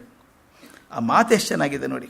ಭಗವತಿ ಭವತೀರೇ ನೀರ ಮಾತ್ರಾಶ ಸ್ನೋಹಂ ವಿಗತ ವಿಷಯ ತೃಷ್ಣ ಕೃಷ್ಣಂ ಆರಾಧಯಾಮಿ ಸಕಲ ಕಲುಷಭಂಗೆ ಸ್ವರ್ಗ ಸೋಪಾನ ಸಂಗೆ ತರತರಂಗೆ ದೇವಿ ಗಂಗೆ ಪ್ರಸೀದ. ತಾಯಿ ಭಗವತಿ, ನಿನ್ನ ತೀರದಲ್ಲಿ ನೀರನ್ನು ಮಾತ್ರ ಕುಡಿಯುತ್ತಾ ಇಂದ್ರಿಯ ಚಾಪಲ್ಯಗಳಿಗೆ ಮುಕ್ತನಾಗಿ ಶ್ರೀಕೃಷ್ಣನನ್ನು ಪ್ರಾರ್ಥನೆ ಮಾಡ್ತೇನೆ. ಎಲ್ಲ ಪಾಪಗಳನ್ನು ನಾಶ ಮಾಡುವಂಥವಳು ನೀನು, ಸ್ವರ್ಗ ಸೋಪಾನದ ರೂಪಿಣಿ ನೀನು, ಚಂಚಲವಾದ ತರಂಗಗಳಿಂದ ಶೋಭಿತಳಾದ ಗಂಗೆ ನನ್ನಲ್ಲಿ ಪ್ರಸನ್ನಳಾಗು ಅಂತ ಹಾಡಿದರು. ಒಂದು 10 ಶ್ಲೋಕ ಹಾಡ್ತಾರೆ. ಆ ಕಡೆ ಶ್ಲೋಕ ಅಂತೂ ಬಹಳ ಅದ್ಭುತವಾದಂಥ ಶ್ಲೋಕ. ಮಾತಾರ್ ಜಾಹ್ನವಿ ಶಂಭು ಸಂಗವಲಿತೆ ಮೌಲೌ ನಿಧಾಯಾಂಜಲಿಂ ತ್ವತ್ತೀರೆ ವಪುಭ್ಯೋ ಅವಸಾನ ಸಮಯೇ ನಾರಾಯಣಾಂಘ್ರಿದ್ವಯಂ ಸಾನಂದಂ ಸ್ಮರತೋ ಭವಿಷ್ಯತಿ ಮಮ ಪ್ರಾಣ ಪ್ರಯಾಣೋತ್ಸವೇ ಭೂಯಾತ್ ಭಕ್ತಿ ರವಿಚ್ಯುತ ಹರಿಹರ ದ್ವೈತಾತ್ಮಿಕಾ ಶಾಶ್ವತಿ ಅಂತ. ಒಂದು 4 ಸಾಲಲ್ಲಿ ಎಷ್ಟು ಹಾಕ್ಬೋದೋ ಅದ್ಭುತ ಅನಿಸುತ್ತೆ. ಮಾತಾ ಜಾಹ್ನವಿ ಶಂಭು ಸಂಗವಲಿತೆ, ಪರಶಿವನ ಸಂಗಾತಿಯಾದ ಜಾಹ್ನವಿಯ ಕೇಳ್ಕೊಳ್ಳೋದು ನೋಡಿ ಹೇಗಿದೆ ಅವರು. ಅವಸಾನ ಸಮಯದಲ್ಲಿ ನಿನ್ನ ತಟಕ್ಕೆ ತಲೆ ಬಗ್ಗಿಸಿ ಕೈ ಜೋಡಿಸಿ ಶ್ರೀನಾರಾಯಣನ ಪಾದಕಮಲಗಳನ್ನು ಸ್ಮರಿಸುತ್ತಾ ಅವಿಚಲ ಭಾವದಿಂದ ಹರಿಹರರಲ್ಲಿ ಅಭೇದಾತ್ಮಕವಾದ ಶಾಶ್ವತ ಭಕ್ತಿಯು ಉಂಟಾಗುವಂತೆ ಕರುಣಿಸು ಅಂತ ಕೇಳ್ಕೊಳ್ಳೋದು. ಈ ಮಾತು ಎಷ್ಟು ಚೆಂದ ಗೊತ್ತಾ. ಆ ಪದ ಉಪಯೋಗಿಸೋದು ನೋಡಿ ಹೇಗಿದೆ ಅಂತೆ, ಪ್ರಾಣ ಪ್ರಯಾಣೋತ್ಸವೇ ಅಂತ. ಅವಸಾನ ಕಾಲದಲ್ಲಿ, ಪ್ರಾಣ ಪ್ರಯಾಣ ಮಾಡುವಂಥ ಕಾಲದಲ್ಲಿ ನೀನು ಬೇಡ್ಕೋತೇನೆ ನಾನು ಅಂತ ಕೇಳ್ಕೊಳ್ಳೋದಿಷ್ಟೇ. ನನಗೇನೂ ಬೇಕಾಗಿಲ್ಲ ಆ ಕಾಲದಲ್ಲಿ. ಪ್ರಯಾಣೋತ್ಸವ ಮಾಡು, ಅದು ಉತ್ಸವ ಅಂತ ಕರೀತಾರೆ, ಪ್ರಯಾಣೋತ್ಸವ ಅಂತ. ಸಂಭ್ರಮದಿಂದ ಬದುಕಿದ ಜೀವ ಹೋಗುವಾಗ ಅದು ಪ್ರಯಾಣೋತ್ಸವ. ಅದು ಆವಾಗೇನು ಮಾಡಬೇಕು ಅಂದರೆ, ನೀನು ಕೈ ಮುಕ್ಕಿ ನಮಸ್ಕಾರ ಮಾಡ್ತೀನಿ ದಂಡೆಯಲ್ಲಿ ನಿಂತ್ಕೊಂಡು, ನನಗೆ ಆ ನಾರಾಯಣನ 2 ಪಾದಗಳನ್ನು ತೋರಿಸ್ಬಿಡು ಸಾಕು ಅಂತ ಕೇಳ್ಕೋಬೇಕು. ನಂತರ ವಿಶ್ವನಾಥನ ದರ್ಶನಕ್ಕೆ ಹೊರಟರು. ಕಾಶಿ ವಿಶ್ವನಾಥನ ದರ್ಶನಕ್ಕೆ ಹೋಗಬೇಕಾದ್ರೆ ಜೊತೆಗಿದ್ದಾರೆ. ಗೋಪುರ ಕಾಣಿಸಿದ ತಕ್ಷಣ ಮತ್ತೆ ಭಾವಪರವಶರಾಗ್ಬಿಟ್ಟು, ಆ ಭಾವ ಸಮಾಧಿಗೆ ಹೋದಾಗ ಶಿಷ್ಯರು ಕೈ ಹಿಡ್ಕೊಂಡು ಕರ್ಕೊಂಡು ಹೋಗ್ತಾರೆ ಒಳಗಡೆ. ಕರ್ಕೊಂಡು ಹೋದಾಗ ಅಲ್ಲಿ ವಿಶ್ವನಾಥನ ಸನ್ನಿಧಾನದಲ್ಲಿ ನಿಲ್ಲಿಸ್ತಾರೆ. ಇವರು ಕಣ್ಣೇ ತೆಗೆದಿಲ್ಲ, ಭಾವನೆಯಲ್ಲಿದ್ದಾರೆ. ಅವ್ರ ಕಿವಿ ಹತ್ರ ಶಿಷ್ಯರು ಬಂದು ಕೂಗ್ತಾರೆ, ಸ್ವಾಮಿ ಭಗವಂತನ ಸನ್ನಿಧಿಯಲ್ಲಿದ್ದೀವಿ ಪರಾಕ್ ಅಂತ ಹೇಳಿದರು. ಹೇಳಿದ ಮೇಲೆ ಕಣ್ಣು ತೆಗೆದು ನೋಡ್ತಾರೆ, ಎದುರಿಗೆ ವಿಶ್ವನಾಥನ ಈಶ್ವರಲಿಂಗ. ಅವ್ರಿಗೆ ಏನು ಖುಷಿ ಆಗಿಬಿಡ್ತು ಅಂದರೆ, ಸಣ್ಣ ಮಗು ಬಿಟ್ಟ ತಕ್ಷಣ ಹೋಗಿ ತಾಯಿನ ಹೆಂಗೆ ತಬ್ಕೊಂಡ್ಬಿಡ್ತದೋ ಹಾಗೆ ಹೋಗಿ ಈಶ್ವರಲಿಂಗಕ್ಕೆ ತಬ್ಕೊಂಡ್ಬಿಟ್ರು. ಪೂರ್ತಿ ತಬ್ಕೊಂಡ್ಬಿಟ್ಟು, ಭೋ ಪಶುಪತಿ ವಿಶ್ವನಾಥ ದಯಾನಿಧಿ ನನ್ನ ಉದ್ಧಾರ ಮಾಡಪ್ಪ ಅಂತ ಬೇಡ್ಕೊಂಡ್ರು. ಒಂದು ಸಮ ಕಣ್ಣೀರು ಸುರಿಸ್ತಾ ಇದ್ದಾರೆ, ನಮಸ್ಕಾರ ಮಾಡ್ತಾರೆ. ಅಲ್ಲಿದ್ದಂಥ ಅರ್ಚಕರಿಗೆ ಆಶ್ಚರ್ಯ ಆಗೋಯ್ತು. ಈ ಪುಟ್ಟ ಸನ್ಯಾಸಿ, ಈ ತನ್ಮಯತೆ, ಈ ಒಂದಾಗುವಿಕೆ ಇದೆಯಲ್ಲ, ಅಪರೂಪ ಇದು. ಸುಮ್ಮನೆ ನೋಡಿ ನಮಸ್ಕಾರ ಮಾಡೋದು ಬೇರೆ, ಇಷ್ಟು ಸಲಿಗೆಯಿಂದ ಈಶ್ವರನ ಅಪ್ಪುಕೊಳ್ಳೋದು, ಕಣ್ಣೀರು ಧಾರೆ ನೋಡಿದಾಗಿದು ಬಹಳ ಭಕ್ತಿ ಇದ್ದು ಬಂದಂಥದ್ದು ಅಂತ ಹೇಳಿ, ಸ್ವಾಮಿ ನೀವೇ ಆರತಿ ಮಾಡಿ ಅಂತ ಅವ್ರಿಗೆ ಕೊಟ್ರಂತ ಆರತಿ ಮಾಡಿಸೋದಕ್ಕೆ. ಅವ್ರ ಕೈಯಿಂದ ಆರತಿ ಮಾಡಿದಾಗ ಮತ್ತೆ ವಿಶ್ವನಾಥ ಹೇಳ್ತಾರೆ, ದರ್ಶನವನ್ನು ನೀಡಿ ನಾನು ಉದ್ಧಾರ ಮಾಡಿದೆ ಪ್ರಭು. ಇವತ್ತು ನಾನು ನಿನ್ನಲ್ಲಿ ಒಂದೇ ಬೇಡ್ಕೊಳ್ಳೋದು, ನನಗೇನೂ ಕೊಡಬೇಡ, ಜ್ಞಾನ ಮತ್ತು ವೈರಾಗ್ಯ 2 ಕೊಡು, ಮತ್ತೊಂದು ಏನೂ ಬೇಡ ಅಂತ ವಿಶ್ವನಾಥನ ಬೇಡ್ಕೊಂಡ್ರಂತೆ. ಆ ಶಿವಲಿಂಗದ ಮುಂದೆ ಕೂತ್ಕೊಂಡ್ಬಿಟ್ರು. ವಿಶ್ವನಾಥನ ಮುಂದೆ ಕೂತ್ಕೊಂಡು ಮೈ ಮರೆತು ಬಾಲಯತಿ ಮಧುರವಾಗಿ ಸ್ತೋತ್ರ ಮಾಡೋಕ್ಕೆ ಶುರು ಮಾಡಿದರು. ಅದು ಅಶುಕವಿತ್ವ ಅದ್ಭುತ. ನಿನ್ನೆ ಪೂಜ್ಯ ಡಾಕ್ಟರ್ ರಾಮಸ್ವಾಮಿ ಅವರು ಹೇಳಿದ ಹಾಗೆ, ಅವರು ಬರೆದಂಥ ಸ್ತೋತ್ರಗಳನ್ನು ಬಹುಶಃ ಪ್ರಪಂಚದ ಯಾವ ಸಾಹಿತ್ಯದಲ್ಲೂ ಸಿಗೋಕ್ಕೆ ಸಾಧ್ಯ ಇಲ್ಲ ನಿಮಗೆ. ಅದ್ಭುತವಾದ ಶ್ಲೋಕಗಳು. ಮತ್ತು ಅದು ಅಲ್ಲದೆ ಸೆಟ್ ಟು ಮ್ಯೂಸಿಕ್, ಅವನ ಸಂಗೀತಕ್ಕೆ ಅಳವಡಿಸುವಷ್ಟು ಸುಲಭವಾಗಿ ಬರೆಯುವಂಥದ್ದು. ಆ ರಿದಮ್ ಏನಿರಬೇಕು ಮನಸ್ಸಲ್ಲಿ ಅಂತ. ಅವ್ರು ಬರೆದಂಥ ಪದ್ಯ ಎಲ್ರಿಗೂ ಸಾಮಾನ್ಯವಾಗಿ ಬರುವಂಥದ್ದು ಬಾಯಿಗೆ. ಹೇ ಚಂದ್ರಚೂಡ ಮದನಾಂತಕ ಶೂಲಪಾಣೆ, ಸ್ಥಾಣೋ ಗಿರೀಶ ಗಿರಿಜೇಶ ಮಹೇಶ ಶಂಭೋ, ಭೂತೇಶ ಭೀತ ಭಯಸೂದನ ಮಾಮನಾಥಂ, ಸಂಸಾರ ಸುಖ ದುಃಖ ಗಹನ ಜಗದೀಶ ರಕ್ಷಃ ಅಂತ ಕೇಳ್ಕೊಂಡ್ರು. ಸ್ವಾಮಿ ಚಂದ್ರಶೇಖರನೇ, ಕಾಮಾರಿಯೇ, ತ್ರಿಶೂಲಧರನೇ, ಅಚಲವೇ, ಗಿರೀಶನೇ, ಗಿರಿಜಾಪತಿಯೇ, ದೇವತೆಗಳ ಒಡೆಯನೇ, ಶುಭವನ್ನುಂಟು ಮಾಡುವಂಥವನೇ, ಭೂತನಾಥನೇ, ಭೀಕರವಾದ ಭಯವನ್ನು ನಿವಾರಿಸುವಂಥವನೇ, ಅನಾಥನಾದ ನನ್ನನ್ನು ಈ ಗಹನವಾದ ಸಂಸಾರ ದುಃಖದಿಂದ ಪಾರು ಮಾಡು ಅಂತ ಬೇಡ್ಕೊಂಡ್ರು. ಇವು ನನಗಷ್ಟೋ ಸಲ ಅನಿಸುತ್ತೆ, ಈ ಅಶೋಕವಿತ್ವ ಯಾಕೆ ಬರ್ತದೆ, ಯಾವಾಗ ಬರ್ತದೆ ಅಂತ. ಬರೀ ಪ್ರತಿಭೆ ಒಂದಿದ್ರೆ ಸಾಲದು, ಪ್ರತಿಭೆ ಬೇಕೇ ಬೇಕು. ಅದ್ರ ಜೊತೆಗೆ ಆ ಭಾವ ಇದೆಯಲ್ಲ, ಆ ಶರಣಾಗತಿ ಭಕ್ತಿ ಇದೆಯಲ್ಲ, ಆ ಭಕ್ತಿ ಪ್ರತಿಭೆ ಎರಡೂ ಸೇರಿದಾಗ ಮಾತ್ರ ಇಂಥದ್ದು ಬರೋಕ್ಕೆ ಸಾಧ್ಯ ಇದೆ. ಒಂದೇ ಸಮ ಗಂಗಾ ಸಲಿಲ್ಲದ ಹಾಗೆ ಶ್ಲೋಕಗಳು ಬರೋಕ್ಕೆ ಶುರು ಆಯ್ತಂತೆ. ಕೊನೆ ಶ್ಲೋಕ ಮುಗಿದ ಮೇಲೆ ಅಲ್ಲಿ ಪ್ರಸಾದ ಗಂಧಗಳನ್ನು ಅರ್ಚಕರು ಕೊಟ್ಟರು. ಆಮೇಲೆ ಆ ಮಹಾಂತರಿದ್ರಲ್ಲ, ದೇವಸ್ಥಾನದ ಮಹಾಂತರು, ಅವ್ರು ಕೇಳಿದರು, ಎಲ್ಲಿಂದ ಬಂದಿದ್ದಾರೆ ಸನ್ಯಾಸಿಗಳು? ಪುಟ್ಟ ಸನ್ಯಾಸಿ, 11-12 ವರ್ಷ, ಎಲ್ಲಿದ್ದು ಬಂದಿದ್ದಾರೆ ಅಂತ ಕೇಳಿದ್ರಂತೆ. ಆ ವಶಿಷ್ಠರು ಹೇಳಿದರು, ಹೀಗೆ ದಕ್ಷಿಣದ ಕಾಲಡಿಯಿಂದ ಬಂದಿದ್ದಾರೆ, ಇಲ್ಲಿ ಬಂದಿದ್ದಾರೆ, ವಿಶ್ವನಾಥನ ದೇವಸ್ಥಾನದಲ್ಲಿ ಸನ್ನಿಧಾನದ ಸದ್ದಿವಸ ಇರಬೇಕು ಅಂತ ಬಂದಿದ್ದಾರೆ ಅಂತ ಕೇಳ್ಕೊಂಡು ಅವ್ರು ಹೇಳಿದ್ರಂತೆ, ಸ್ವಾಮಿ ನೀವು ಚಿಂತೆ ಮಾಡಬೇಡಿ, ಎಷ್ಟು ದಿವಸ ಬೇಕಾದರೂ ಇರಿ ನೀವು ನಮ್ಮ ಕಾಶಿಯಲ್ಲಿ, ನಿಮ್ಮ ವ್ಯವಸ್ಥೆ ನಾನು ಮಾಡ್ತೀನಿ, ನೋಡಿ ಇಲ್ಲಿ ಬನ್ನಿ ಅಂಥೇಳಿ ಒಂದು ವಿಸ್ತಾರವಾದ ಕೊಠಡಿ ಕೊಟ್ಟರಂತೆ ಅವರಿಗೆ. ಆಗಿನ ಕಾಲ ನೋಡಿ ಹೇಗಿದೆ ವ್ಯವಸ್ಥೆ ಮಾಡೋದಂದರೆ. ಅವರಿಗೆಲ್ಲ ಕೊನೆ ಕೊಟ್ಟು 1-2 ಕಂದೀಲುಗಳನ್ನು ಕೊಟ್ಟರು, ಹೊರಗಡೆ ಹೋದಬೇಕಾಗ್ತದೆ. ಆನಂತರ ದೀಪದ ಹಣತೆಗಳನ್ನು ಕೊಟ್ಟರು, ತುಪ್ಪದ ಗಡಿಗೆಗಳನ್ನು ತಂದಿಟ್ಟರು ದೀಪ ಹಚ್ಕೊಳ್ಳೋದಕ್ಕೆ, ಓದೋದಕ್ಕೆ. ಅದೆಲ್ಲ ಅಣಿ ಮಾಡಿ, ಸ್ವಾಮಿ ನೀವು ಊಟದ ಚಿಂತೆ ಮಾಡಬೇಡಿ, ಭಿಕ್ಷೆಗೆ ಹೋಗಬೇಕಾಗಿಲ್ಲ ನೀವು ಸನ್ಯಾಸಿಗಳು, ಇದು ಅನ್ನಪೂರ್ಣೇಶ್ವರಿಯ ಧಾಮ, ನೀವಿರೋದು ಅನ್ನಪೂರ್ಣೇಶ್ವರಿಯ ಧಾಮದಲ್ಲೇ ಇದ್ದೀರಿ, ಆದ್ದರಿಂದ ಇದು ದಿನಾಲೂ ನಿಮಗೆ ಅನ್ನಪೂರ್ಣೇಶ್ವರಿಯ ಪ್ರಸಾದ ನಿಮಗೆ ಬರ್ತದೆ, ಆದ್ದರಿಂದ ನೀವಿಲ್ಲೇ ಇರಿ. ಮತ್ತು ಇನ್ನೊಂದು, ಕಾಶಿಯ ರಾಜ ಈಶ್ವರ್ಯ ಕೃಷ್ಣಸಿಂಹ ಅಂತಿದ್ದಾನೆ, ಅವನು ಹೋಗಿ ಭೇಟಿ ಆಗ್ತೀವಿ, ನಾವು ಹೇಳ್ತೀವಿ. ಅವನ ಆಸ್ಥಾನದಲ್ಲಿ ಮತ್ತು ಅವನ ಆಶ್ರಯದಲ್ಲಿ ಬೇಕಾದಷ್ಟು ಜನ ಪಂಡಿತರು ದೊಡ್ಡವರು ಇದ್ದಾರೆ, ಅವ್ರ ಜೊತೆಗೆ ನಿಮ್ಮ ಶಾಸ್ತ್ರ ವಿಚಾರ ಮಾಡೋದಕ್ಕೆ, ವಾದ ವಿವಾದ ಮಾಡೋದಕ್ಕೆ ನಾವು ವ್ಯವಸ್ಥೆ ನಾವು ಮಾಡ್ತೀವಿ, ನೀವು ಇದ್ರೆ ಸಾಕಿಲ್ಲಿ ಅಂತ. ಎಷ್ಟು ದಿವಸ ಬೇಕಾದರೂ ಇರಿ ಅಂದರು. ಅವ್ರು ಹೇಳಿದ್ರಂತೆ, ಆಯ್ತಪ್ಪ, ನನಗೆ ಅದೇ ಒಂದು ಬೇಕಾಗಿತ್ತು, ಇಲ್ಲಿ ವಿಶ್ವನಾಥನ ಸನ್ನಿಧಾನದಲ್ಲಿ ಇದ್ಕೊಂಡು ದೊಡ್ಡವ್ರನ್ನ ಭೇಟಿ ಆಗಬೇಕು ಅಂತ. ಸಾಯಂಕಾಲ ಆದ ತಕ್ಷಣ ಅವ್ನು ನಾರಾಯಣ ಇದ್ದಲ್ಲ, ಅವನ ಕೆಲಸ ಬಂದು ಹೇಳಿದಂತೆ, ಬೆಳಗ್ಗೆ ನೀವು ಬಾಲಯತಿ, ಬೆಳಗ್ಗೆ ಹೇಳಿದ್ರಲ್ಲ ಗಂಗಾ ನದಿ ದಂಡೆ ಮೇಲೆ ನಿಂತ್ಕೊಂಡು ಹೇಳಿದಂಥ ಪದ್ಯಗಳು ಮತ್ತು ಈಶ್ವರನ ಮುಂದೆ ಕೂತು ಹೇಳಿದಂಥ ಪದ್ಯಗಳನ್ನು ಬರತ್ ತಂದಿದ್ದೇನೆ ತಾಳೆಗರಿ ಮೇಲೆ, ಸರಿ ಇದೆಯಾ ಒಂದು ಸಲ ಚೆಕ್ ಮಾಡಿ ಅಂತ ಹೇಳಿದಂತೆ. ಅದಕ್ಕೆ ಮೇಲೆ ಹೆಸರು ಕೊಟ್ಟರವರು, ಒಂದು ಗಂಗಾಸ್ತವ ಅಂತ, ಗಂಗಾ ನದಿ ಬಗ್ಗೆ ಬರೆದಂಥದ್ದು ಗಂಗಾಸ್ತವ ಅಂತ. ಇನ್ನೊಂದು ಶಿವನಾಮಾವಳಿ ಅಷ್ಟಕ, ನಾಮಾವಳಿ ಅಷ್ಟಕ ಅಂತ ಹೇಳಿ ಅದನ್ನೆಲ್ಲ ಬರೆದದ್ದನ್ನು ತೋರಿಸಿ ಅದನ್ನು ಮಾಡಿದರು. 2 ತಿಂಗಳಲ್ಲಿದ್ದರು. ಆಗ ಒಂದು ಘಟನೆ, ಬಹು ಪ್ರಸಿದ್ಧವಾದಂಥ ಘಟನೆ ಅದು. ಒಂದು ದಿವಸ ಸ್ನಾನಕ್ಕೆ ಬೆಳಗ್ಗೆ ಹೋಗ್ತಿದ್ದಾರೆ ಶಂಕರಾಚಾರ್ಯರು, ಅವ್ರ ಶಿಷ್ಯರೆಲ್ಲ ಹೋಗ್ತಿದ್ದಾರೆ. ಮುಂದೆ ಶಂಕರಾಚಾರ್ಯರು, ಹಿಂದೆ ಅವ್ರ ಶಿಷ್ಯರೆಲ್ಲ ಹೋಗ್ತಿರುವಾಗ ಘಾಟ್ ಇಳಿಬೇಕು, ಮಣಿಕರ್ಣಿಕಾ ಘಟ್ಟದಲ್ಲಿ ಇಳಿಬೇಕಾದ್ರೆ ಒಬ್ಬ ಚಾಂಡಾಲ ಬಂದ. ಈ ಚಾಂಡಾಲ ಅನ್ನುವಂಥದ್ದು ಆಗಿನ ಪ್ರಕಾರ ಹೇಳೋದಾದರೆ ಚಾತುರ್ವರ್ಣೆಗಳಲ್ಲಿರುವಂಥದ್ದನ್ನು ಎಲ್ಲವನ್ನೂ ಬಿಟ್ಟು ಹೊರಗಡೆ ಇದ್ದಂಥವರು, ಶ್ವಪಚ ಕೆಲಸ ಮಾಡಿಸ್ಕೊಂಡಿದ್ದವರಿಗೆ ಚಾಂಡಾಲರು ಅಂತಿದ್ರು ಅಂತ. ಆತ ಬಂದು ನಿಂತ್ಕೊಂಡ. ಅವನ ವೇಷ ಹೇಗಿತ್ತು? ಕೈಯಲ್ಲಿ ಹಗ್ಗ ಹಿಡಿದು 4 ನಾಯಿ ಹಿಡ್ಕೊಂಡಿದ್ದಾನೆ, ತಲೆ ಮೇಲೆ ಹೆಂಡದ ಮಡಿಕೆ ಇದೆ, ಕಣ್ಣೆಲ್ಲ ಕೆಂಪಾಗಿದ್ದಾವೆ, ಗೊತ್ತಾಗುತ್ತೆ ಮತ್ತಿನಲ್ಲಿದ್ದಾನೆ ಅಂತ ಗೊತ್ತಾಗುತ್ತೆ. ಅಡ್ಡ ನಿಂತ್ಕೊಂಡಿದ್ದಾನೆ. ಅವನು ನೋಡಿದ ಕೂಡಲೇ ಶಂಕರಾಚಾರ್ಯರು, ರೇ ಚಾಂಡಾಲ ದೂರಂ ಗಚ್ಚ ಅಂದರು. ಚಾಂಡಾಲ ದೂರ ಹೋಗು ಅಂದರು.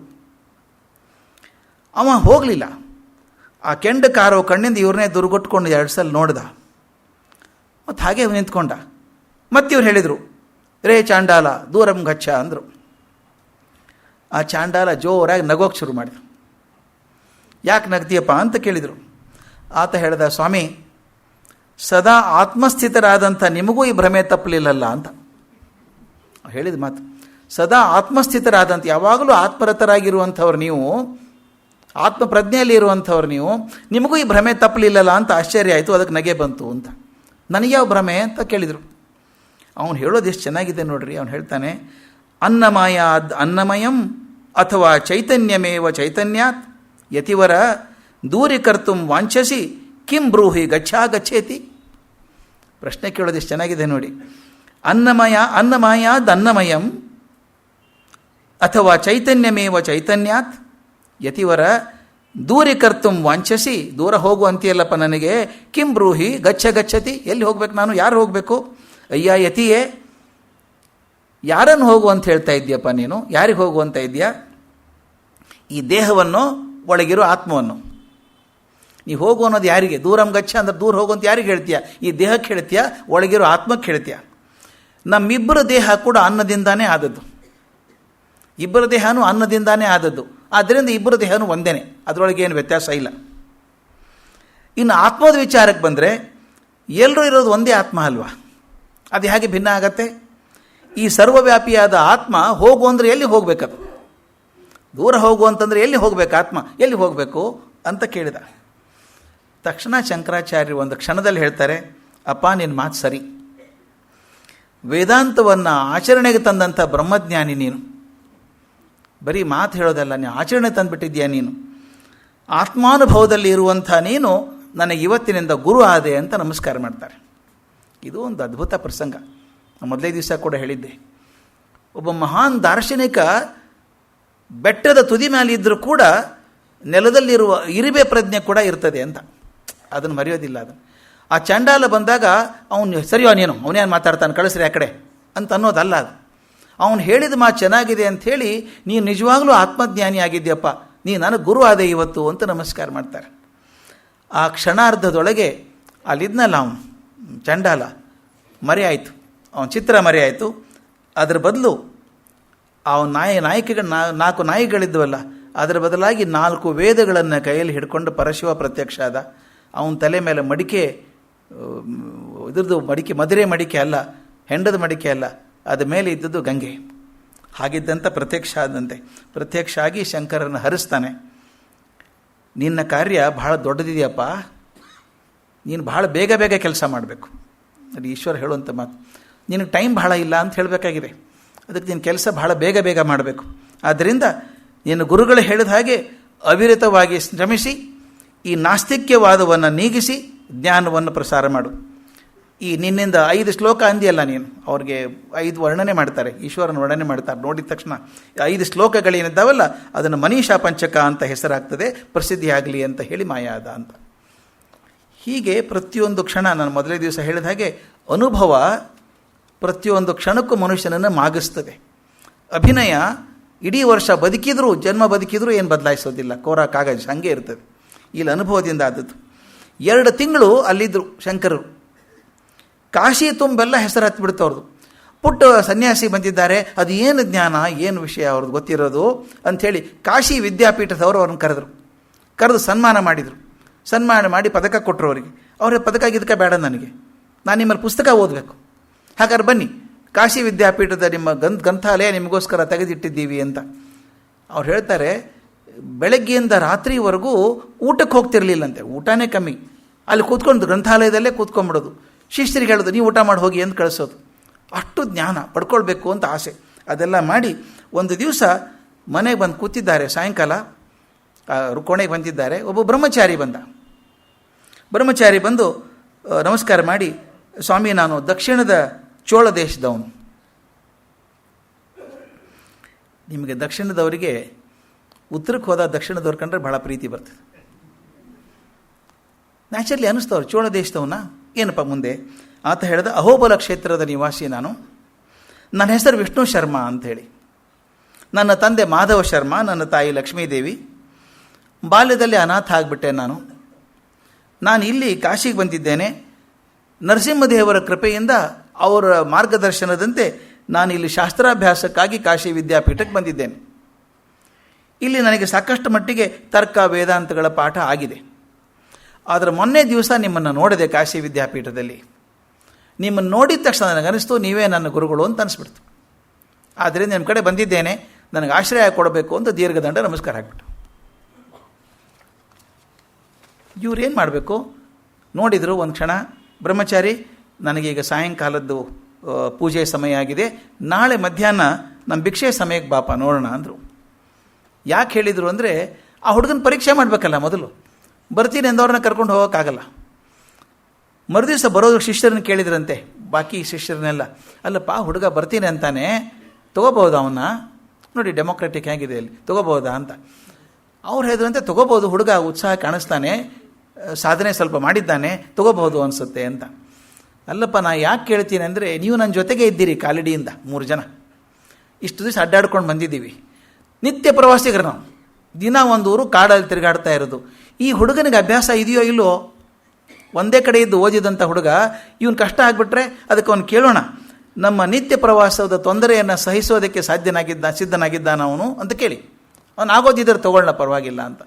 ಮರುದಿವಸ ಹುಡುಗ ಬಂದ, ಅವನು ಹೇಳ್ದ, ನೀವು ಎಲ್ಲಿ ಹಾಕಿದರೂ ಬರ್ತೀನಿ ಸ್ವಾಮಿ, ನಾನು ನಿಮ್ಮ ಹಿಂದೆ ಇರ್ತೀನಿ, ನಿಮ್ಮನ್ನು ಬಿಟ್ಟು ಎಲ್ಲೂ ಹೋಗಲ್ಲ, ನೀವು ನನ್ನ ಗುರುಗಳು, ನೀವೇನು ಹೇಳಿದ್ರು ಮಾಡ್ತೇನೆ ಅಂದ.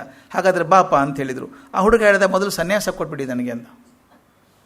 ಆ ಹುಡುಗ ವಿಷ್ಣು ಶರ್ಮಗೆ ಅವತ್ತು ಮರುದಿವಸನೇ ಕ್ರಮ ಸನ್ಯಾಸ ಕೊಟ್ಟು ಅವನಿಗೆ ಸನಂದನ ಅಂತ ಹೆಸರು ಕೊಟ್ಟರು. ಸನಂದನ, ಯತಿ ಸನಂದನ ಅಂತ ಆದರು. ಈಗ ಅವರು ಪರಿವಾರದಲ್ಲಿ ಈಗ 3 ಜನ ತರುಣರು, ಶಿಷ್ಯರು, ಬ್ರಹ್ಮಚಾರಿಗಳು, ಒಬ್ಬ ಸನ್ಯಾಸಿ, ಇನ್ನೊಂದಿಬ್ಬರು ಗೃಹಸ್ಥರು, ಇವರೆಲ್ಲ ಸೇರಿಕೊಂಡ್ರು. ಒಂದು ಸಲ ಈ ಚರ್ಚೆ ಬಹಳ ಮುಖ್ಯ ಅನಿಸುತ್ತೆ ನನಗೆ. ಪಂಡಿತರ ಜೊತೆಗೆ ಮಾತಾಡುವಾಗ ಒಂದು ಮೂಲಭೂತವಾದ ಪ್ರಶ್ನೆ ಬರ್ತದೆ. ಈ ಹರಿಹರ ನಡುವೆ ತುಂಬ ಜಿಜ್ಞಾಸೆ. ಹರಿಹರ ನಡುವೆ ಇಲ್ಲ, ಅದು ನಮ್ಮ ಕೆಳಗೆ ನಮ್ಮವ್ರ ಜೊತೆಗೆ ಜಗಳ ಇರ್ತದೆ. ಹರಿಹರ ನಡುವೆ ಜಗಳ ಇರೋದಿಲ್ಲ. ಅದಕ್ಕೆ ಆ ಪದ್ಯದಲ್ಲಿ ಕೂಡ ನೋಡಿ, ನನಗೆ ಭಾಳ ಇಷ್ಟವಾದ ಪದ್ಯ ಅಂತ ಹೇಳಿದ್ನಲ್ಲ, ಅದರಲ್ಲಿ ಕೂಡ ಅದೇ ಹೇಳ್ತಾ ಇರೋರು, ಭೂಯಾದ್ ಭಕ್ತಿ ರವಿಚ್ಯುತ ಹರಿಹರ ದ್ವೈತಾತ್ಮಿಕ ಶಾಶ್ವತಿ. ಹರಿಹರದ ಇಬ್ಬರ ನಡುವೆ ಸಾಧನೆ ಮಾಡೋದು, ಅದು ಇಬ್ಬರು ಒಂದೇ ಅಂತ ತೋರಿಸ್ಬೇಕಾಗಿದೆ ನನಗೆ ಅಂತ. ಇಲ್ಲಿ ಪ್ರಶ್ನೆ ಬಂತು, ಹರಿಹರ ನಡುವೆ ತುಂಬ ಭೇದ ಇದೆಯಲ್ಲ ಹೇಗೆ ಅಂತ. ಅದಕ್ಕೆ ಅವರು ಶಂಕರಾಚಾರ್ಯ ಹೇಳಿದ್ದು ಚೆನ್ನಾಗಿದೆ. ಶಿವ, ವಿಷ್ಣು, ಗಣಪತಿ, ಸೂರ್ಯ, ಬ್ರಹ್ಮ ಎಲ್ಲ ಹೆಸರುಗಳು ಕೂಡ ಒಬ್ಬನೇ ದೇವನ ಬೇರೆ ಬೇರೆ ಹೆಸರುಗಳು. ಏಕಂ ಸತ್ ವಿಪ್ರ ಬಹುಧಾ ವದಂತಿ ಅಂತ. ಒಂದೇ ದೇವರು ಸಾಕಷ್ಟು ಜನ ಬೇರೆ ಬೇರೆ ಹೆಸರಿಂದ ಕರೀತಾರೆ ಅಂತ ಹೇಳಿದರು. ನಮ್ಮ ಮನಸ್ಸಿನ ಪರಿಪಾಕ, ಬುದ್ಧಿ ಸಂಸ್ಕಾರಗಳಿಗೆ ತಕ್ಕ ಹಾಗೆ ನಾವು ನಮ್ಮ ವಿಗ್ರಹಗಳನ್ನು ಆರಿಸ್ಕೋತೀವಿ, ದೇವತೆಗಳನ್ನು ಆರಿಸ್ಕೋತೀವಿ. ನಮ್ಮ ಕುಲದೇವರು ಅಂತ ಅಲ್ವಾ, ನಾವೆಲ್ಲ ಆರಿಸ್ಕೊಳ್ಳೋದು ಹಾಗೇನೆ. ನಮ್ಮ ಸಂಸ್ಕಾರಕ್ಕೆ, ನಮ್ಮ ಪರಂಪರೆ ಬಂದ ಹಾಗೆ ಇವರು ನಮ್ಮ ಕುಲದೇವರು ಅಂತ. ಮಗು ಹುಟ್ಟಿದ ತಕ್ಷಣ ಆಯ್ತು, ನಮ್ಮ ಕುಲದೇವರಪ್ಪ ಅಲ್ಲಿ ಹೋಗಿ ಬರ್ಬೇಕು ನಾವು ಅಂತ. ಆ ವಾತಾವರಣದಲ್ಲಿ ಬೆಳೆದಂಥ ಹುಡುಗ ದೊಡ್ಡವನಾದ ನಮ್ಮ ಕುಲದೇವರು ಅಂತಾನು, ಅವನು ತನ್ನ ಮಗನಿಗೂ ಅದೇ ಹೇಳ್ತಾನೆ ಕುಲದೇವರು ಅಂತ. ಹೀಗೆ ನಮ್ಮ ಸಂಸ್ಕಾರಗಳಿಗೆ ತಕ್ಕ ಹಾಗೆ ನಮಗೆ ಇಷ್ಟವಾದ ಹೆಸರನ್ನು ಆರಿಸಿಕೊಂಡು ಆ ರೂಪದಲ್ಲಿ ಉಪಾಸನೆ ಮಾಡ್ತೀವಿ. ದೇವರಲ್ಲಿ ಮತ್ತು ದೇವಮೂರ್ತಿಗಳಲ್ಲಿ ವ್ಯತ್ಯಾಸ ಮಾಡಬಾರ್ದು. ಆಕಾರ ಅದು ಅಷ್ಟೇ. ಆಕಾರದಿಂದ ಇರುವಂಥ ಸತ್ವ ಮುಖ್ಯ ನಮಗೆ. ಅದರಿಂದ ಭೇದ ಕಾಣಿಸಬಾರ್ದು. ನಮ್ಮ ದೇವರು ದೊಡ್ಡವರು, ನಿಮ್ಮ ದೇವರು ದೊಡ್ಡವರು. ಈಗ ನೋಡಿದ್ದೀವಿ ನಾವು ಬೇಕಾದಷ್ಟು ಕಾಂಪಿಟೀಷನ್. ನಮ್ಮ ದೇವರು ದೊಡ್ಡವರು, ನಿಮ್ಮ ದೇವರು ದೊಡ್ಡವರಲ್ಲ, ನಮ್ಮ ದೇವರ ಸಾಧನೆ ಹೀಗಿದೆ ಅಂತ ಹೇಳಿ ಅದು ಪರಸ್ಪರ ದ್ವೇಷಕ್ಕೆ ಕಾರಣ ಆಗ್ತದೆ ಅಂತ ಹೇಳಿ ಮತ್ತೆ ಅದನ್ನು ಕೋಟ್ ಮಾಡ್ತಾರೆ ಮಾತು. ಆಕಾಶಾತ್ ಪತಿತಂತೋಯಂ ಯಥಾ ಗಚ್ಚತಿ ಸಾಗರಂ ಸರ್ವದೇವ ನಮಸ್ಕಾರ ಶ್ರೀಕೇಶವಂ ಪ್ರತಿಗಚ್ಚತಿ. ಎಲ್ಲಿ ಬಿದ್ದ ಮಳೆ ಕೂಡ ಕೊನೆಗೆ ಸಮುದ್ರವನ್ನು ಸೇರೋ ಹಾಗೆ ನಾವು ಯಾವ ದೇವರಿಗೆ ನಮಸ್ಕಾರ ಮಾಡಿದರೂ ಕೊನೆಗೆ ಒಬ್ಬನೇ ಭಗವಂತನನ್ನು ಸೇರ್ತವೆ. ಆದ್ದರಿಂದ ಎಲ್ಲ ಪೂಜೆಗೂ ಅವನಿಗೆ ಸೇರ್ತದೆ. ಅದರ ಭೇದಗಳನ್ನು ಮರೆತು ಎಲ್ಲರೂ ಗೌರವ ನೀಡಿ ಅಂತ ಇದು ಹೇಳಿದ್ದು ಸ್ವಲ್ಪ ಆಗಿನ ಕಾಲಕ್ಕೆ ಭಾಳ ಹೊಸದು ಅನ್ನಿಸ್ತು ಜನಕ್ಕೆ. ಯಾಕಂದರೆ ಆಗಲೇ ಸಾಕಷ್ಟು ಭಿನ್ನಾಭಿಪ್ರಾಯ ಬಂದಿತ್ತು. ಇವತ್ತು ತಾವು ಹರಿದ್ವಾರಕ್ಕೆ ಹೋದರೆ ಇವತ್ತು ಕೂಡ ಅದಿದೆ ಪರಿಸ್ಥಿತಿ ಇದೆ. ನೀವು ಬೋರ್ಡ್ ನೋಡ್ಬೇಕಲ್ಲಿ, ಅರ್ಧ ಜನ ಹರಿದ್ವಾರ ಅಂತ ಬರೀತಾರೆ, ಅರ್ಧ ಜನ ಹರದ್ವಾರ ಅಂತ ಬರೀತಾರೆ. ಕರೆಯೋದೇ ಹಾಗೆ ಅವರು. ಹರದ್ವಾರ ಅಂತ ಕೆಲವು ಕರೀತಾರೆ, ಹರಿದ್ವಾರ ಅಂತ ಕರೀತಾರೆ. ಒಂದು ಘಟನೆ ಬರೀತಾರೆ ಅದರೊಳಗೆ, ನಾನು ಹೇಳಲಿಕ್ಕೆ ಹೋಗಲಿಲ್ಲ. ಇವರು ಸ್ನಾನ ಮಾಡಿ ಬೆಳಗ್ಗೆ ಹೋಗಿದ್ದಾರೆ ಸ್ನಾನಕ್ಕೆ ನದಿ ದಂಡೆಗೆ. ಒಬ್ಬರು ಹಿರಿಯರು ಸ್ನಾನ ಮಾಡ್ತಿದ್ರಂತೆ. ಇವರು ಶಿವೋಹಂ ಶಿವೋಹಂ ಅಂತ ಅಂದ್ಕೊಂಡು ಸ್ನಾನ ಮಾಡ್ತಿದ್ದಾರೆ. ಅವರು ಏನು ಬೆಂಕಿ ಮೇಲೆ ಕೂತಾರೆ, ಟಪ ಹಾರಿ ಓಡಿ ಹೋದ್ರಂತೆ. ಇವರು ಹೋಗಿ ಯಾಕೆ ಸ್ವಾಮಿ ಏನಾಯಿತು ಅಂತ ಕೇಳಿದ್ರು. ಅಯ್ಯೋ ಮಾತಾಡಿಸ್ಬೇಡಿ, ನೀವು ಮೈ ಮೇಲೆ ನೀರು ನನಗೆ ಸಿಡಿತದೆ ಅಂತಂದ್ರು. ಆಯ್ತು ಬಿಡಿ, ದೂರ ಇರಲಿ ಅವರು ಅಂದರು. ಅವರು ಹೊರಟರು. ಮುಂದೆ ಅವ್ರ ಹಿಂದೆ ಶಿಷ್ಯರೆಲ್ಲ ಹೋದ್ರಂತೆ.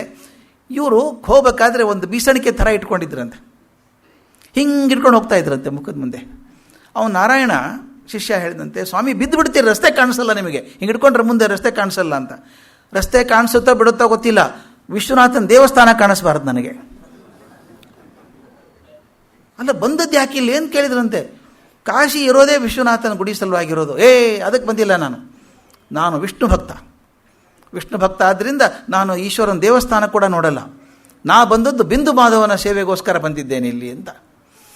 ಅಲ್ಲೇ ಚರ್ಚೆ ಬರೋದಿದು. ಅಲ್ಲಿ ಹೇಳ್ತಾರೆ, ಹರ ಬೇರೆ ಅಲ್ಲ, ಹರಿ ಬೇರೆ ಅಲ್ಲಪ್ಪ, ಯಾಕೆ ಬೇರೆ ಮಾಡ್ಕೋತೀರಿ ನೀವು, ನಾವು ಮಾಡಿದ್ದಲ್ವಾ ಅಂತ ಒಪ್ಪಿಸಿದಾಗ 3 ದಿವಸ ಅವನ ಜೊತೆಗೆ ಚರ್ಚೆ ಮಾಡಿ ಅವನು ಕರ್ಕೊಂಡು ಹೋಗಿ, ತಮಾಷೆ ನೋಡಿ 4ನೇ ದಿವಸ ಇವ್ರ ಜೊತೆಗೆ ಬಂದು ವಿಶ್ವನಾಥನ ದೇವಸ್ಥಾನಕ್ಕೆ ಬರ್ತಾನೆ. ಇದು ಎಲ್ಲ ಕಡೆಯೂ ಭ್ರಮೆಗಳು ನಮಗಿದ್ದಾವೆ, ಅವತ್ತಿಂದ ಇವತ್ತಿನವರೆಗೂ ಭ್ರಮೆಗಳಿದ್ದಾವೆ. ಅದಕ್ಕೆ ಅವ್ರು ಹೇಳೋದು, ದೇವರಲ್ಲಿ ವ್ಯತ್ಯಾಸ ಮಾಡಿದ ತಕ್ಷಣ ನಮ್ಮಲ್ಲಿ ದ್ವೇಷ ಭಾವನೆ ಶುರು ಆಗ್ತದೆ, ಅದಾಗಬಾರ್ದು ಅಂತ. ಈಗ ಬಾಲಯತಿ ಗೊತ್ತಾಯಿತು, ನಾನು ವಾರಣಾಸಿ ಕೆಲಸ ಮುಗೀತು, ದೊಡ್ಡ ಕೆಲಸ ಏನು ಬಾಕಿ ಇದೆ, ಆ ಕೆಲಸಕ್ಕೆ ಹೋಗ್ಬೇಕಿನ್ನ. ಅದರಿಂದ ಗುರುಗಳು ಹೇಳಿದಂಗೆ ಬದರಿ ಕ್ಷೇತ್ರಕ್ಕೆ ಹೋಗಬೇಕು ಅಂತ ಸಿದ್ಧರಾದರು. ಮತ್ತೊಮ್ಮೆ ವಿಶ್ವನಾಥನ ದರ್ಶನ ಮಾಡಿ ರಾಜ ಬಂದ, ರಾಜನಿಗೆ ಆಶೀರ್ವಾದ ಮಾಡಿದರು. ರಾಜ ಹೇಳಿದ್ರೆ, ನಿಮಗೆ ಏನು ಪ್ರವಾಸಕ್ಕೆ ಬೇಕೋ ಎಲ್ಲ ಮಾಡಿಕೊಡ್ತೀನಿ, ಕುದುರೆ ಮಾಡಿಕೊಡ್ತೀನಿ, ಸಾರೋಟ ಮಾಡಿಕೊಡ್ತೀನಿ, ನಿಮ್ಗೇನು ಬೇಕಾದರೆ ಶಿಷ್ಯರನ್ನು ಕಳಿಸ್ಕೊಡ್ತೀನಿ ಅಂತ. ಅವ್ರು ವಿನಯವಾಗಿ, ಇದು ಯಾವುದೂ ಬೇಡ ನನಗೆ, ನಾನು ಇದುವರೆಗೂ ಹೇಗೆ ಬಂದಿದ್ದೇನೋ ಹಾಗೆ ಸಾಕು, ಈ ನಂದಿ ಒಂದಿದೆ ಸಾಕು ನನಗೆ ಅಂತ ಹೇಳಿ ಅಲ್ಲಿಂದ ಹೊರಡುವಾಗ ಮತ್ತೆ ಅನ್ನಪೂರ್ಣೇಶ್ವರಿ ದರ್ಶನ ಆಗಬೇಕಲ್ಲ, ಇಷ್ಟು ದಿವಸ ಅವನು ಕಾಪಾಡಿದ್ದಾಳೆ. ಅಲ್ಲಿ ಹೋಗಿ ಅನ್ನಪೂರ್ಣೆಗೆ ನಮಸ್ಕಾರ ಮಾಡಿ, ಅದು ಬಹಳ ಪ್ರಸಿದ್ಧವಾದಂಥ ನಿತ್ಯ ಆನಂದಕರಿ, ವರಾಭಯಕರಿ, ಸೌಂದರ್ಯ ರತ್ನಾಕರಿ, ನಿರ್ಧೂತ ಅಖಿಲ ಲೋಕಪಾವನಕರಿ, ಪ್ರತ್ಯಕ್ಷ ಮಹೇಶ್ವರಿ, ಪ್ರಾಯೇಲಾಚಲ ವಂಶಪಾವನಕರಿ, ಕಾಶೀಪುರಾಧೀಶ್ವರಿ, ಭಿಕ್ಷಾಂದೇಹಿ ಕೃಪಾವಲಂಬನಕರಿ, ಮಾತಾನ್ನಪೂರ್ಣೇಶ್ವರಿ. ಇಷ್ಟು ಅದ್ಭುತವಾದ ಪದ್ಯಗಳನ್ನು ನನಗೆ ಮನಸ್ಸಿಗೆ ಹಿಡಿಸಿದ್ದು ಅಂದರೆ, ಆ ಶಂಕರಾಚಾರ್ಯರ ಸಿನಿಮಾದಲ್ಲಿ, ನಮ್ಮ ಜಿ ವಿ ಅಯ್ಯರ್ ಸಿನಿಮಾದಲ್ಲಿ ಬಾಲಮುರಳಿ ಹಾಡಿದ್ದಾರೆ. ಇದನ್ನು ಅದ್ಭುತವಾಗಿ ಹಾಡಿದ್ದಾರೆ, ಮಾತಾನ್ನಪೂರ್ಣೇಶ್ವರಿ ಹಾಡಿದ್ದು. ಆ ಹಾಡುಗಳನ್ನು ಹಾಡ್ತಾರೆ, ತಾಯಿ ನೀನು ನಿತ್ಯ ಆನಂದದಾಯಿನಿ, ನೀನು ವರ ಅಭಯಗಳನ್ನು ನೀಡುವಂಥವಳು, ಸೌಂದರ್ಯ ರತ್ನಕ್ಕೆ ಮೂಲವಾಗಿದ್ದವಳು ನೀನು, ಸಕಲ ಪಾಪಗಳನ್ನು ನಿವಾರಿಸಿ ಅಖಿಲ ಲೋಕಗಳನ್ನು ಪಾವನಗೊಳಿಸುವಂಥವಳು ನೀನು, ಸಾಕ್ಷಾತ್ ಮಹೇಶ್ವರಿ, ಹಿಮವಂತನ ವಂಶವನ್ನು ಪಾವನಗೊಳಿಸಿದ ಕಾಶೀಪುರದ ಅಧೀಶ್ವರಿಯೇ, ಅನ್ನಪೂರ್ಣೆಯೇ, ನನಗೆ ಜ್ಞಾನ ವೈರಾಗ್ಯದ ಭಿಕ್ಷೆ ನೀಡು ಅಂತ. ಇದು ಬಹಳ ಮುಖ್ಯ. ಭಿಕ್ಷೆ ನೀಡು ಅನ್ನೋದಾಗಿ ಜ್ಞಾನ ವೈರಾಗ್ಯದ ಭಿಕ್ಷೆ ನೀಡು ಅಂತ ಕೇಳ್ಕೊತಾರೆ. ಅಲ್ಲಿಂದ ಹೊರಟು ಇಂದ್ರಪ್ರಸ್ಥಕ್ಕೆ ಬರ್ತಾರೆ. ದಾರಿಯಲ್ಲಿ ಇಂದ್ರಪ್ರಸ್ಥಕ್ಕೆ ಒಂದು ದಿವಸ ನಿಂದಿರ್ತಾರೆ, ನೆನೆಸ್ಕೋತಾರೆ, ಇಲ್ಲೇ ಅಲ್ವಾ ಮಹಾಭಾರತ ಆದದ್ದು, ಯುದ್ಧ ಆದದ್ದು, ಎಲ್ಲ ಆದದ್ದು ಅಂತ ನೆನೆಸ್ಕೊಂಡು ಅಲ್ಲಿಂದ ಹೊರಡ್ತಾರೆ. ಗಂಗೆಯಲ್ಲಿ ಸ್ನಾನ ಮಾಡಿ ಹರಿದ್ವಾರಕ್ಕೆ ಬರ್ತಾರೆ. ಹರಿದ್ವಾರಕ್ಕೆ ಬಂದು ಅಲ್ಲಿ ದಾಕ್ಷಾಯಣಿ ಯಜ್ಞಕುಂಡದಲ್ಲಿ ಧೂಮಿಕೆ ಬಲಿಯಾದ ಜಾಗವನ್ನು ನೋಡ್ತಾರೆ. 2 ದಿನ ವಿಶ್ರಾಂತಿ ಆದಮೇಲೆ ಹೃಷಿಕೇಶ, ದೇವಪ್ರಯಾಗ, ಶ್ರೀನಗರ. ತಾವು ಬದ್ರಿಗೆ ಹೋಗೋದಾದರೆ ಆ ಶ್ರೀನಗರ ನೋಡಬೇಕು. ಅಲ್ಲಿ ಎಷ್ಟು ಚೆಂದ ಇದೆ ಪ್ರದೇಶ ಅದು. ನಾವು ಸ್ವಲ್ಪ ಹೊತ್ತು ನಿಂತುಬಿಟ್ಟಿದ್ದೀವಿ ಅಲ್ಲೇ. ನಾವು ಆ ನದಿ ಹಿಂಗೆ ಅಗಲ ಆಗಿಬಿಡ್ತದೆ, ಹೀಗೆ ಸುತ್ತಕೊಂಬರ್ತದೆ, ಬೆಟ್ಟ ಸುತ್ತ ಬಂದು ಒಂದೇ ಸಲ ಅಗಲ ಆಗಿಬಿಡ್ತದೆ. ಅದು ಅಗಲ ಅಂದರೆ ಏನು, ಸುಮಾರು ಒಂದು 2 ಕಿಲೋಮೀಟ್ರ್ ಅಗಲ ಇರಬೇಕಪ್ಪ ನದಿ, ಅಷ್ಟು ಅದ್ಭುತ ಅನಿಸ್ಬಿಡುತ್ತೆ. ಆ ಶ್ರೀನಗರ ಅಂತ ಪ್ರದೇಶ. ಆ ಶ್ರೀನಗರದಲ್ಲಿದ್ದರು. ದಾರಿ ಉದ್ದಕ್ಕೂ ತಾಂತ್ರಿಕರನ್ನ ಹುಡುಕಿ ಹೋಗಿ ಅವ್ರಿಗೆ ಇದೆಲ್ಲ ನೀವು ಮಾಡ್ತಿರೋ ಸರಿಯಲ್ಲ ಅಂತ ಹೇಳ್ಕೊಂಡು ಹೋದರು. ಮತ್ತು ಅಲ್ಲಿ ಸನಾತನ ಧರ್ಮದ ಬಗ್ಗೆ, ಅದ್ವೈತ ಸಿದ್ಧಾಂತದ ಬಗ್ಗೆ ಪ್ರಚಾರ ಮಾಡ್ತಾ ಹೋದರು. ಮುಂದೆ ರುದ್ರಪ್ರಯಾಗಕ್ಕೆ ಬಂದರು. ಆ ರುದ್ರಪ್ರಯಾಗದಲ್ಲಿ ಗಂಗೆ ತನ್ನ 2 ಹೆಸರುಗಳಿದ್ದಂಥ 2 ನದಿಗಳು, ಅಲಕನಂದ ಮತ್ತು ಮಂದಾಕಿನಿ, ಎರಡೂ ಬಂದು ಸೇರುವಂಥ ಜಾಗ. ಅದನ್ನು ಸಂಗಮ ನೋಡಿ ಸಂತೋಷಪಟ್ಟರು. ಮುಂದೆ ಗೌರಿ ಕುಂಡಕ್ಕೆ ಬಂದರು. ಗೌರಿ ಕುಂಡದಲ್ಲಿ ಇವ್ರಿಗಿಂತ ಹೆಚ್ಚಿಗೆ ಶಿಷ್ಯರಿಗೆ ಸುಸ್ತಾಗ್ಬಿಟ್ಟಿತ್ತು. ಅವ್ರು ಹೇಳಿದ್ರಂತೆ, ಗುರುಗಳೇ 2 ದಿವಸ ಖಂಡಿತ ಉಳ್ಕೋಬೇಕು ನಾವಿಲ್ಲಿ. ಚಳಿ, ಇವ್ರು ದಿನ ತಣ್ಣೀರು ಸ್ನಾನ ಮಾಡಿಬಿಡೋರು, ಮರಗಟ್ಟುವಂಥ ಚಳಿ ಅದು. ಇವ್ರು ಮಾಡ್ತಿದ್ರು, ಶಿಷ್ಯರಿಗೆ ಕಷ್ಟ ಆಗ್ಬಿಡೋದು, ಮೈ ಹೊರಟು ಬಂದುಬಿಡ್ಬೇಕು ಹೀಗೆ. ಅದಕ್ಕೆ ಇವ್ರು ಅಂದ್ರಂತೆ, ತಾಯಿ ನಾನು ಶಿಷ್ಯರಿಗೂ ಸ್ವಲ್ಪ ಏನಾದರೂ ವ್ಯವಸ್ಥೆ ಮಾಡಮ್ಮ, ಸ್ವಲ್ಪ ಬಿಸಿನೀರು ಬರೋ ಹಂಗಾದ್ರೆ ಹುಡುಗರು ಚೆನ್ನಾಗಿರ್ತದೆ ಅಂತ. ಅಷ್ಟರೊಳಗೆ ಉಗಿ ಕಾಣಿಸ್ತಾ ಇತ್ತಂತೆ. ಏನು ಉಗಿ ಬರ್ತಾ ಇದೆಯಲ್ಲ, ಏನು ಕಾಯಿಸ್ತಾ ಇದ್ದಾರಾ, ಯಾರು ಬೆಂಕಿ ಮಾಡಿದ್ದಾರೆ ನೋಡೋಣ ಅಂತ ಹೋದರೆ ನೆಲದಿಂದ ಉಗಿ ಬರ್ತಾ ಇದೆ. ಅದು ಇವತ್ತಿಗಾದರೂ ಗೌರಿಕುಂಡ ತಾವು ಭಾಳ ಪ್ರಸಿದ್ಧವಾದದ್ದು, ಸಲ್ಫರ್ ಫೌಂಟ್ ಅದು. ಆ ಹುಡುಗರನ್ನ ಕರ್ಕೊಂಡು ಸ್ನೇಹಿತ ತಮ್ಮ ಶಿಷ್ಯರಿಗೆ ಮಾಡ್ರೋ ಬಿಸಿನೀರಿದೆ ನೋಡ್ರು ಅಂಥೇಳಿ ಸ್ನಾನ ಮಾಡಿಸಿ ಅವ್ರು 2 ದಿವಸ ಇರೋಣ ಸ್ವಾಮಿ ಅಂತ 2 ದಿವಸ ಇದ್ದರು, ಮಾಡಿಕೊಂಡ್ರು. ಅಲ್ಲಿಂದ ಕೊನೆಯ ಪ್ರಯಾಣ ಕೇದಾರಕ್ಕೆ ಹೋದರು. ಮೊದಲು ಕೇದಾರಕ್ಕೆ ಹೋದರು. ಇವತ್ತಿನ ಕೇದಾರ ಹೇಗಿದೆಯೋ ಗೊತ್ತಿಲ್ಲ. ನಾನು 5-6 ವರ್ಷ ಕೆಳಗೆ 2012ನೇ ಇಸ್ವಿಗೆ ನೋಡಿದ್ದದು. ಅದ್ಭುತವಾದ ಗುಡಿ ಅದು. ಹಳೆ ಚಿತ್ರ ನನ್ನ ಕಡೆ ಇದ್ದಾವೆ. 18ನೇ ಶತಮಾನದಲ್ಲಿ ಕೆಲವು ಬ್ರಿಟಿಷರು ತೆಗೆದಂಥ ಚಿತ್ರ ಇದ್ದಾವೆ ನನ್ನ ಕಡೆ, ಅದು ಕೇದಾರದ್ದು. ಇಷ್ಟು ಅದ್ಭುತವಾದ ಗುಡಿ, ಸುತ್ತ ಏನೂ ಇಲ್ಲ ಅಲ್ಲಿ. ಆ ಗುಡಿ ಒಂದೇ, ಕಂಪೌಂಡು ಇಲ್ಲ, ಏನಿಲ್ಲ. ಗುಡಿ ಹಿಂದೆ ಶಂಕರಾಚಾರ್ಯರ ಸಮಾಧಿ ಒಂದು ಕಾಣಿಸುತ್ತೆ ಅಲ್ಲಿ ಇದ್ದದ್ದು, ಉಳಿದೇನೂ ಕಾಣಿಸಲ್ಲ. ಸುತ್ತಲೂ ಹಿಮ. ಈ 200 ವರ್ಷಗಳ ಹಿಂದೆ ಅಷ್ಟು ಚೆಂದ ಇರಬೇಕಾದ್ರೆ ಏನೇನೂ ಇಲ್ಲ ಅಲ್ಲಿ. 1300 ವರ್ಷಗಳ ಹಿಂದೆ ಹೇಗಿರಬೇಕು? ಏನು ಹಿಮಾಚ್ಛಾದಿತವಾದಂಥ ಪ್ರದೇಶ. ನಿಜವಾಗ್ಲೂ ಸ್ವಾಮಿ, ಕೇದಾರಕ್ಕೆ ಹೋಗಿ ನಾವು ಇಳಿದಾಗ ಎಂಥವರಾದ್ರೂ ರೋಮಾಂಚನ ಆಗಲೇಬೇಕು. ಅದನ್ನು ನೋಡಿದಾಗ ಅನಿಸುತ್ತೆ, ಹೀಗೆ ಹೊತ್ತಲು ಹೀಗೆ ವಿ ಶೇಪ್ಡ್ ಹಿಂಗೆ ಬೆಟ್ಟ ಬಂದುಬಿಡ್ತದೆ. ಆ ಹಿಮ ತುಂಬಿದಂಥ ಬೆಟ್ಟದ ಪರ್ವತಗಳು. ಆದರೆ ಕೆಳಗೆ ಬಂದ ತಕ್ಷಣ ಅಲ್ಲಿ ಗುಡಿ. ಆ ಗುಡಿ ನೋಡಿದಾಗ ಯಾರಿಗಾದರೂ ಅದ್ಭುತ ಅನಿಸ್ಬಿಡುತ್ತೆ. ಆಗ ಶಂಕರಾಚಾರ್ಯರಿಗೆ ಹಾಗಾಗಿರಬೇಕು. ಈಶ್ವರನ ಅವತಾರ, ಈಶ್ವರ ನೋಡೋಕ್ಕೆ ಹೋಗಬೇಕು. ಅದು ಹೋದಾಗ ಅವ್ರು ಹೋದ್ರಂತೆ, ಓಡಿ ಹೋಗಿ ಸೀದಾ ಗರ್ಭಗುಡಿಗೆ ಹೋಗಿ ಆ ಕೇದಾರೇಶ್ವರನ ಅಪ್ಕೊಂಡು ಬಿಕ್ಕಿ ಅಳೋಕ್ಕೆ ಶುರು ಮಾಡಿದ್ರಂತೆ. ಅಂತೂ ಭಗವಂತ ದರ್ಶನ ಕೊಟ್ಟೆಪ್ಪ ನನ್ನ ಕೊನೆಗೆ. ನಾನು ಇಲ್ಲಿ ಬರ್ತೀನಿ ಅಂದ್ಕೊಂಡಿರಲಿಲ್ಲ ನೀನು ನೋಡೋದಕ್ಕೆ, ಬಂದೆ ಅಂತ ದರ್ಶನ ಕೊಟ್ಟರು. ಮೈ ಮರೆತಾಗ ಅವ್ರನ್ನ ಎಚ್ಚರ ಮಾಡೋದಕ್ಕೆ ಶಿಷ್ಯರೆಲ್ಲ ಸೇರಿ ಶಂಖಧ್ವನಿ ಮಾಡಿದರು. ಎದ್ದು ಕೂತ್ಕೊಂಡು ಕೇದಾರೇಶ್ವರನ ಮುಂದೆ ಕೂತ್ಕೊಂಡು ಹೇಳೋಕ್ಕೆ ಶುರು ಮಾಡಿದರು. ನಾಗೇಂದ್ರ ಹಾರಾಯ ತ್ರಿಲೋಚನಾಯ ಭಸ್ಮಾಂಗರಾಯ ಮಹೇಶ್ವರಾಯ ನಿತ್ಯಾಯ ಶುದ್ಧಾಯ ದಿಗಂಬರಾಯ ತಸ್ಮೈ ನಕಾರಾಯ ನಮಃ ಶಿವಾಯ ಅಂತ ಹೇಳಿ ಆ ಶ್ಲೋಕಗಳನ್ನು ಹೇಳೋಕ್ಕೆ ಶುರು ಮಾಡಿದರು. ಹಾವುಗಳ ರಾಜನನ್ನು ಹಾರವಾಗಿ ಧರಿಸಿದಂಥವು ನೀನು, ತ್ರಿನೇತ್ರ ನೀನು, ಭಸ್ಮಧಾರಿ ನೀನು, ಮಹೇಶ್ವರ ನೀನು, ನಿತ್ಯ ನೀನು, ಶುದ್ಧ ನೀನು, ಆಕಾಶವನ್ನೇ ಬಟ್ಟೆಯನ್ನಾಗಿ ಉಟ್ಕೊಂಡಂಥವು ನೀನು, ನಕಾರ ಸ್ವರೂಪನಾದ ಪರಶಿವನಿಗೆ ನಮಸ್ಕಾರ ಮಾಡ್ತೀನಿ ಅಂತ ಹೇಳಿ 2 ದಿವಸ ಮಾತ್ರ ಇದ್ದಾರೆ ಅಲ್ಲಿ. 2 ದಿವಸ ಆ ಈಶ್ವರ ಲಿಂಗವನ್ನು ಬಿಟ್ಟು ಹೊರಗೆ ಬರಲಿಲ್ಲ. ಪೂರ ಆತ್ಮಾರಾಮರಾಗಿ 2 ದಿವಸ ಅಲ್ಲಿ ಕೂತ್ಬಿಟ್ಟಿದ್ದಾರೆ. ನಾವು ಕಲ್ಪನೆ ಮಾಡ್ಕೋಬೇಕು, ಅಷ್ಟು 1000 ವರ್ಷಗಳ ಹಿಂದೆ ಏನೇನೂ ಇಲ್ಲದಂಥ ಜಾಗದಲ್ಲಿ ತನ್ಮಯತೆಯಿಂದ ಅಲ್ಲಿ ಕೂತ್ಕೊಂಡು, ಅರ್ಚಕರಿದ್ದಾರೆ ಇರ್ಬೋದು ಅಲ್ಲೊಂದಿಷ್ಟು ಜನ, ಅಷ್ಟು ಕೂತ್ಕೊಂಡ್ಬಿಟ್ಟಿದ್ದಾರೆ. 2 ದಿವಸ ಆದಮೇಲೆ ತನ್ನ ಗುರಿ ಬಿಡೋ ಹಂಗಿರಲಿಲ್ಲ. ತುಂಬ ಆಕರ್ಷಣೀಯ ಸ್ಥಳ ಅದು. ಬಿಟ್ಟರು, ಕೆಳಗೆ ಬಂದರು. ಮತ್ತು ಕೆಳಗೆ ಬರಬೇಕು, ಗೌರಿ ಕುಂಡಕ್ಕೆ ಬರಬೇಕು, ಮತ್ತು ಅಲ್ಲಿಂದ ಮೇಲೆ ಏರಬೇಕು. ತುಂಗನಾಥ, ಗೋಪೇಶ್ವರ, ವಿಷ್ಣು ಪ್ರಯಾಗ, ಪಾಂಡುಕೇಶ್ವರ ಈ ಜಾಗಗಳನ್ನು ದಾಟ್ಕೊಂಡು ಬಾಲಯತಿ ತಮ್ಮ ಪರಿವಾರ ಮತ್ತು ಆ ನಂದಿ ಇದೆಯಲ್ಲ ನೋಡಿ, ಅದ್ರ ಪುಣ್ಯ. ನಂದಿ ಇವ್ರ ಜೊತೆಗೆ ಬದರಿಕಾಶ್ರಮಕ್ಕೆ ಹೋಯ್ತು.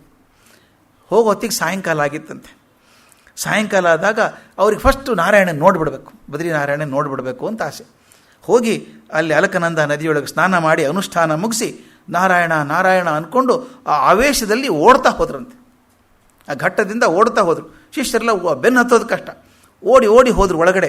ಹೋಗೋ ಹೊತ್ತಿಗೆ ಪೂಜೆ ಆಗ್ತಾಯಿತ್ತು, ಮಂಗಳಾರತಿ ಆಗ್ತಾಯಿದೆ. ಅಲ್ಲಿ ಪೀಠಕ್ಕೆ ಪೂಜೆ ಆಗ್ತಾಯಿತ್ತು.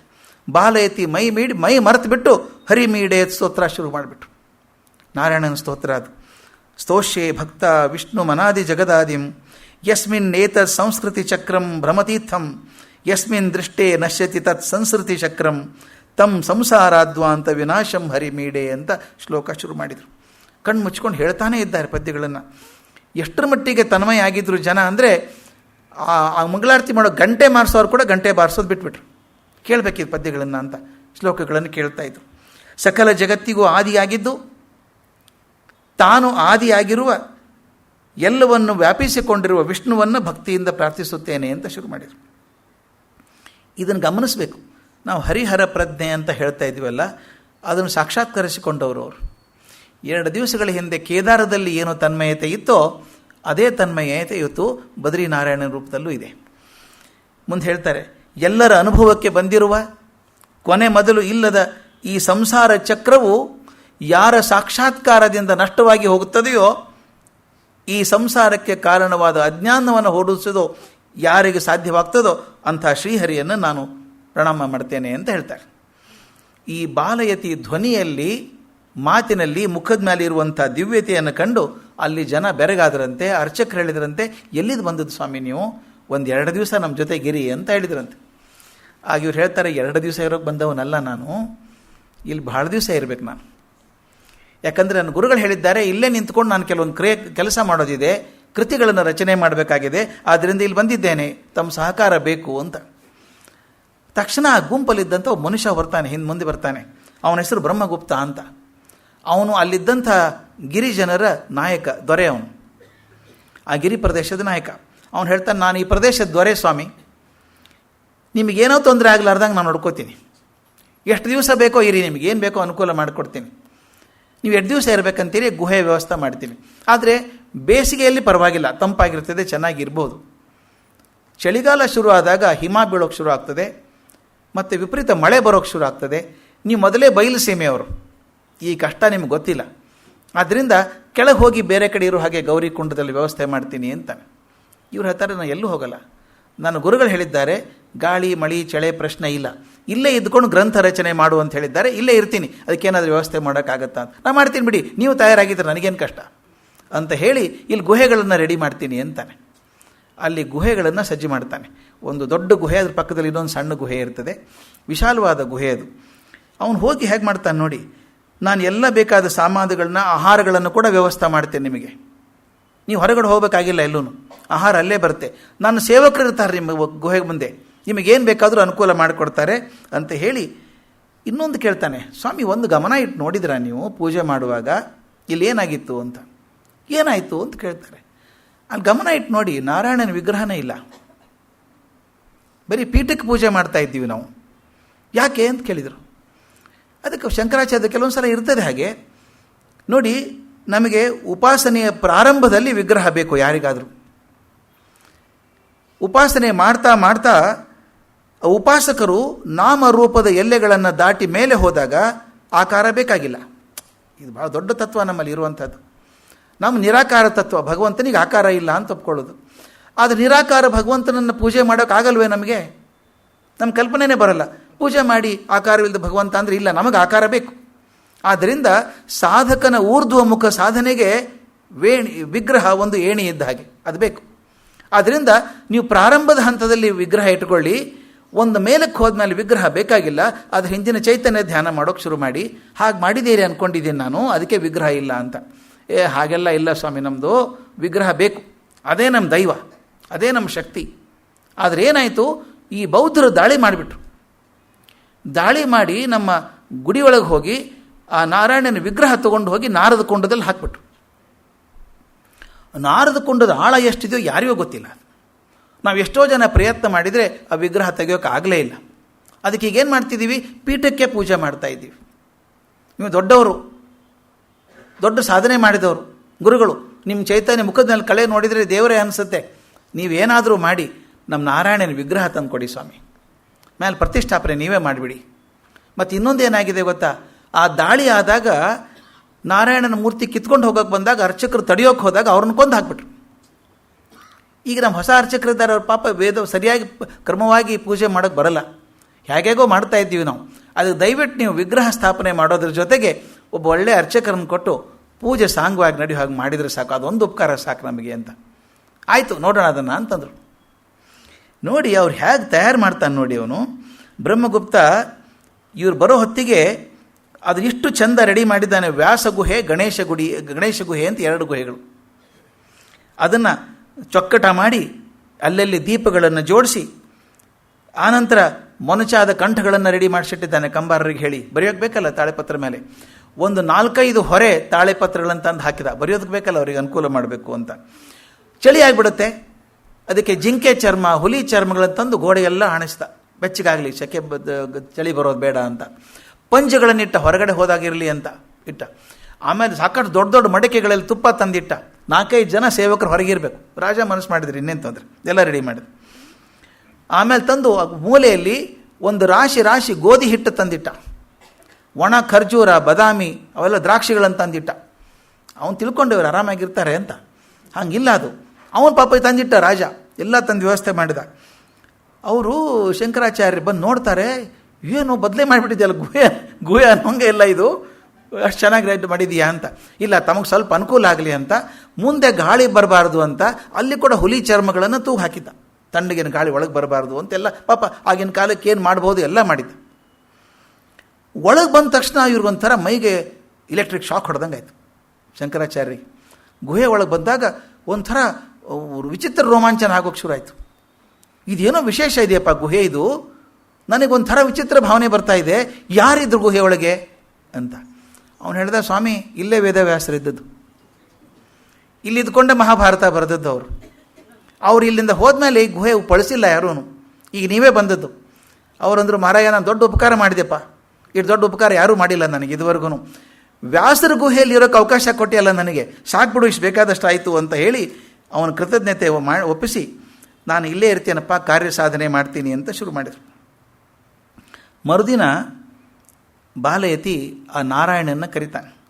ಕರೆದು ನಾರದ ಕುಂಡಕ್ಕೆ ಸ್ನಾನಕ್ಕೆ ಹೋಗೋಣ ಬಾ ಅಂತ. ಯಾರೂ ಬೇಡ ನನ್ನ ಜೊತೆ, ನೀವು ಒಬ್ಬನೇ ಬಾ ಅಂತ. ನಾರಾಯಣನ ಖುಷಿ, ಋಗಳನ್ನೊಬ್ಬನ್ನೇ ಆರಿಸಿದ್ದಾರೆ ಅಂತ.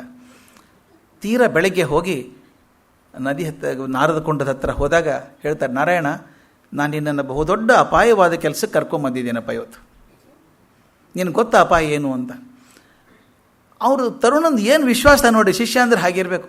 ನನಗೆ ಯಾವುದೂ ಅಪಾಯ ಕಾಣಿಸ್ತಾ ಇಲ್ಲ ಅಂದವನು. ಯಾಕಂದ್ರೆ ಪಕ್ಕದಲ್ಲಿ ನೀವಿದ್ದೀರಿ. ನೀವಿದ್ದರೆ ಎಂಥ ಅಪಾಯ ಕೂಡ ಶುಭದಲ್ಲೇ ಮುಕ್ತಾಯ ಆಗ್ತದೆ, ನನಗೆ ಗೊತ್ತಿದೆ ಅದು. ಆದ್ದರಿಂದ ನೀವೇನೂ ಸಂಕೋಚ ಬೇಕಾಗಿಲ್ಲ, ಇದು ಮಾಡು ಅಂದ್ರೆ ಮಾಡಿಬಿಡ್ತೇನೆ, ಅಪಾಯ ಯಾವುದೂ ಇಲ್ಲ ಅಲ್ಲಿ. ನೀವು ಹೇಳಬೇಕಾದ ಉಪಾಯ ಒಂದೇ ಹೇಳಬೇಕು ನನಗೇನು ಮಾಡಬೇಕು ಅಂತ. ಹಾಗಾದ್ರೆ ಒಂದು ಕೆಲಸ ಮಾಡೋಣ, ಅವತ್ತು ಬ್ರಹ್ಮಗುಪ್ತನಿಗೆ ನಾವು ಮಾತು ಕೊಟ್ಟಿದ್ದೀವಿ, ಆ ನಾರಾಯಣನ ವಿಗ್ರಹ ತಂದು ಕೊಡ್ತೀವಿ ಅಂತ. ಅವನು ಹೇಳಿದ್ದಾನೆ, ಇದರ ಆಳ ಎಷ್ಟು ಗೊತ್ತಿಲ್ಲ ಅಂತಾನೆ. ನೀನು ಯೋಗ ಸಾಧನೆ ಮಾಡಿದ್ದೀಯಲ್ಲ? ಮಾಡಿದ್ದೀನಿ ಅಂತಾನೆ. ಇಬ್ಬರು ಹಾಗಾದರೆ ಶ್ವಾಸ ಸ್ತಂಭನ ಮಾಡ್ಕೋಬೇಕು, ನಾವು ಉಸಿರು ಬಿಗಿ ಹಿಡಿಬೇಕು. ನಾರಾಯಣನ ವಿಗ್ರಹ ಸಿಗೋವರೆಗೂ ನಾವು ಉಸಿರು ಬಿಡೋ ಹಂಗಿಲ್ಲ. ಮೊದಲು ಧ್ಯಾನ ಮಾಡೋದು ಸ್ವಲ್ಪ ದಿವಸ ಅಂಥೇಳಿ ಕಟ್ಟೆ ಮೇಲೆ ಕೂತು ಒಂದು ಸ್ವಲ್ಪ ಹೊತ್ತು ಇಬ್ಬರು ಧ್ಯಾನ ಮಾಡ್ತಾರೆ. ಮಾಡಿ ಮೊದಲು ಶಂಕರಾಚಾರ್ಯ ಹಾರ್ಕೊಂಡ್ಬಿಡ್ತಾರೆ, ಜೈ ನಾರಾಯಣ ಅಂತ ಹಾರ್ಕೊಂಡ್ಬಿಡ್ತಾರೆ. ಅವನು ಹಿಂದಿದ್ದವನು ಜೈ ಶಂಕರ ಅಂತ ಅವನು ಹಾರ್ಕೋತಾನೆ. ಇಬ್ಬರು ಹಾರ್ಕೊಂಡು ನೋಡಿ ಶ್ವಾಸ ಸ್ತಂಭನ ಎಷ್ಟು ಸಾಧನೆ ಮಾಡಿರಬೇಕು ಅಂತ. ಅವ್ರು ಹೇಳಿದ್ದು ಒಂದು ಸಲ ಹಾರ್ಕೋತೀವಲ್ಲ, ನಾರಾಯಣನ ವಿಗ್ರಹ ತಗೊಂಡೇ ಮೇಲೆ ಬರಬೇಕು ನಾವು. ಅಲ್ಲಿಂದ ಮೇಲೆ ಹಾರ್ಕೊಂಡು ತಳಕ್ಕೆ ಹೋಗ್ತಾರೆ. ತಳದಲ್ಲಿ ಕಣ್ಬಿಟ್ಟು ನೋಡ್ತಾರೆ, ಬೇಕಾದಷ್ಟು ಮಣ್ಣೆಲ್ಲ ಸೇರಿಕೊಂಡಿದೆ. ಕೈ ಆಡಿಸಿ ಆಡಿಸಿ ಆಡಿಸಿ ಕೆದರಿದಾಗ ಒಂದು ಮೂಲೆಗೆ ಜಲಾಧಿವಾಸವಾದಂಥ ನಾರಾಯಣನ ವಿಗ್ರಹ ಕಾಣಿಸ್ತದೆ. ತಳಕ್ಕೆ ಹೋಗ್ಬಿಟ್ಟಿದ್ದಾರೆ ಅವರು, ಎಷ್ಟು ಆಳಕ್ಕೆ ಹೋಗಿದ್ದಾರೆ ಗೊತ್ತಿಲ್ಲ. ಆ ವಿಗ್ರಹ ತೊಗೊಂಡು ಎದೆಗೆ ಹಚ್ಕೋತಾರೆ. ಮೇಲೆ ಬರ್ತಾರೆ, ಮೇಲೆ ನಾರಾಯಣ ಜೋರಾಗಿ ಕೂಗ್ತಾರೆ. ಆ ನಾರಾಯಣ, ಕೈಯಲ್ಲಿ ಒಂದು ನಾರಾಯಣ, ಆ ನಾರಾಯಣನ ಕರೀತಾರೆ. ಅವನು ಮೇಲೆ ಬರ್ತಾನೆ. ಬಂದಾಗ ನಾರಾಯಣ, ನೋಡೋ ಈ ವಿಗ್ರಹ ಇದೆಯಲ್ಲ, ಇಂದಿನಿಂದ ಇದು ನಿನ್ನ ಆರಾಧ್ಯ ದೈವ, ನಿನ್ನ ಆರಾಧ್ಯ ದೈವ. ಇದನ್ನು ಬಿಡೋ ಹಂಗಿಲ್ಲ, ಕೊನೆ ಬದುಕಿರೋವರೆಗೂ ಈ ಆರಾಧ್ಯ ದೈವವನ್ನು ಇಟ್ಕೊಂಡಿರಬೇಕು. ಅವನಿಗೂ ಭಾರಿ ಖುಷಿ ಆಗುತ್ತೆ. ತಲೆ ಮೇಲೆ ಇಟ್ಕೋತಾನೆ ಆ ವಿಗ್ರಹ. ಇಟ್ಕೊಂಡು ಇಬ್ಬರು ಆ ಒದ್ದೆ ಬಟ್ಟೆಯಲ್ಲಿ ಹಾಗೆ ಹೋಗ್ತಿರ್ತಾರೆ ಗುಡಿ ಕಡೆಗೆ. ಹೋಗುವಾಗ ಅಲ್ಲಿನ ಜನ, ಬದರಿ ಜನ ನೋಡ್ತಾರೆ, ಅಯ್ಯೋ ವಿಗ್ರಹ ಹೋಗಿತ್ತಲ್ಲ, 15 ವರ್ಷ ಆಗಿರ್ಬೇಕು, ಯಾವಾಗ ಕಳೆದು ಹೋಗಿತ್ತ ಗೊತ್ತಿಲ್ಲ. ವಿಗ್ರಹ ಬಂತು, ಜನ ಸೇರ್ಕೊಂಡ್ಬಿಡ್ತಾರೆ. ಇವರು ಗರ್ಭಗುಡಿಗೆ ಹೋಗೋ ಹೊತ್ತಿಗೆ ಅವ್ರ ರಾಜನೂ ಓಡಿ ಬಂದ, ಬ್ರಹ್ಮಗುಪ್ತ. ಅವನು ಹೇಳಿದ, ಸ್ವಾಮಿ ಈ ವಿಗ್ರಹ ನೋಡಿದ್ದೆ ನಾನು, ಹೋಗ್ಬಿಟ್ಟಿತ್ತು ನಮ್ಮ ಕಡೆಯಿಂದ, ಬನ್ನಿ ನೀವೇ ಪ್ರತಿಷ್ಠಾಪನೆ ಮಾಡಿ ಅಂತ ಹೇಳಿ ಆ ವಿಗ್ರಹವನ್ನು ಪ್ರತಿಷ್ಠಾಪನೆ ಮಾಡಿ ಇವರೇ ಮಂಗಳಾರತಿ ಮಾಡಿ ನಾರಾಯಣನ ಹೇಳ್ತಾರೆ, ಇನ್ನು ಮುಂದೆ ನೀನೇ ಅರ್ಚಕ ಇಲ್ಲಿ. ನಾನು ಯಾಕೆ ನಿಮ್ಮ ಆರಾಧ್ಯ ದೈವ ಅಂತ ಹೇಳಿದೆ ಅಂದರೆ, ನಾನು 2 ಮಾತು ಕೊಟ್ಟಿದ್ದೆ ಅವರಿಗೆ. ಒಂದು, ನಾರಾಯಣನ ವಿಗ್ರಹ ತಂದು ಕೂಡಿಸ್ತೇನೆ, ಅದರ ಜೊತೆಗೆ ಅದನ್ನು ವ್ಯವಸ್ಥಿತವಾಗಿ ಪೂಜೆ ಮಾಡೋದಕ್ಕೆ ಒಂದು ಕೆಲಸ ಮಾಡ್ತೇನೆ ಅಂತ. ಈಗ ನೀನು ಹೇಗಿದ್ದರೂ ಶಾಸ್ತ್ರೋಕ್ತವಾಗಿ ಪೂಜೆ ಮಾಡೋಕ್ಕೆ ಬರುತ್ತೆ, ಇಲ್ಲಿದ್ಕೋ ನಾರಾಯಣನ ಪೂಜೆ ಮಾಡ್ತಿರು ಅಂತ ಹೇಳ್ತಾರೆ. ಆ ನಾರಾಯಣ ಅಲ್ಲೇ ಉಳ್ಕೋತಾನೆ. ಆ ಬದರೀಶನ ವಿಗ್ರಹ ಪ್ರತಿಷ್ಠಾಪನೆ ಆದಾಗ, ಇವತ್ತಿಗಾದರೂ ತಾವು ಬದರಿಗೆ ಹೋದರೆ ಆ ಪ್ರತಿಷ್ಠಾಪಿತ ವಿಗ್ರಹ ಇದೆ. ನೆನೆಸ್ಕೋಬೇಕು, ಒಂದು ಸಲ ಆಶ್ಚರ್ಯ ಅನಿಸುತ್ತೆ. ಕೆಲವೊಂದು ಸಲ ಹೇಳ್ತಾರೆ, ವಿಗ್ರಹದೊಳಗೆ ಏನಿದೆ, ದೇವಸ್ಥಾನದೊಳಗೆ ಏನಿದೆ ಅಂತ ಕೆಲವರು ಹೇಳೋರಿದ್ದಾರೆ. ಆದರೆ ಅಲ್ಲಿ ಹೋದಾಗ ಅನಿಸುತ್ತೆ, ಇತಿಹಾಸ ಪುರಾಣ ಎರಡೂ ಸೇರಿಕೊಂಡಿದೆ ಅದರೊಳಗೆ. 1300 ವರ್ಷಗಳ ಹಿಂದೆ ಪ್ರತಿಷ್ಠಾಪಿತವಾದ ವಿಗ್ರಹ, ಅದು ಎಷ್ಟು ಕೋಟಿ ಜನರಿಂದ ಪೂಜೆ ಮಾಡಿಸ್ಕೊಂಡಿದೆಯೋ ಅದು ಯಾರಿಗೆ ಗೊತ್ತು. ಬದರಿಗೆ ಹೋದಾಗೂ ಹಾಗೆ, ಕೇದಾರಕ್ಕೆ ಹೋದಾಗೂ ಹಾಗೆ ಅನಿಸುತ್ತೆ. ಆದರೆ ಈಶ್ವರ ಲಿಂಗ ತಾವು ನೋಡಿರಬೇಕು. ಕೇದಾರದ ಲಿಂಗ ನಮ್ಮ ಈ ಸ್ಟ್ರಕ್ಚರ್ಡ್, ನಮ್ಮ ಸಾಮಾನ್ಯವಾಗಿ ನೋಡುವಂಥ ಲಿಂಗದ ಹಾಗೆ ಇಲ್ಲ. ಅದು ಒಂಥರ ಈ 3 ಮೂಲೆದು ಹಿಂಗಿದ್ದಂಗಿದೆ ಅದು. ಆದರೆ ಆ ಜಗತ್ತು, ಆ ಲಿಂಗವನ್ನು ಎಷ್ಟು ಜನ ಪೂಜೆ ಮಾಡಿದ್ದಾರಪ್ಪ, ಎಷ್ಟು ಕೋಟಿ ಜನ ಪೂಜೆ ಮಾಡಿದ್ದಾರಲ್ಲ. ಅಷ್ಟು ಕೋಟಿ ಜನ ಪೂಜೆ ಮಾಡಿದಂಥ ವಿಗ್ರಹದೊಳಗೆ ಆ ಶಕ್ತಿ ಇದೆ. ನಾವು ಹೋದಾಗ ಅದೊಂದು ಶಕ್ತಿ ಕೊಡುತ್ತೆ. ಈ ಜಾಗದಲ್ಲೇಪ್ಪ ಶಂಕರಾಚಾರ್ಯ ಕೂತಿದ್ದು, ಈ ಜಾಗದಲ್ಲೇ ಶಂಕರಾಚಾರ್ಯ ನಿಂತದ್ದು ಅಂದಾಗ ನಮಗೊಂಥರ ರೋಮಾಂಚನ ಆಗಲ್ವಾ. ನಾವು ಹೋಗೋದು ಅದಕ್ಕೋಸ್ಕರ ಹೋಗೋದಲ್ಲಿ.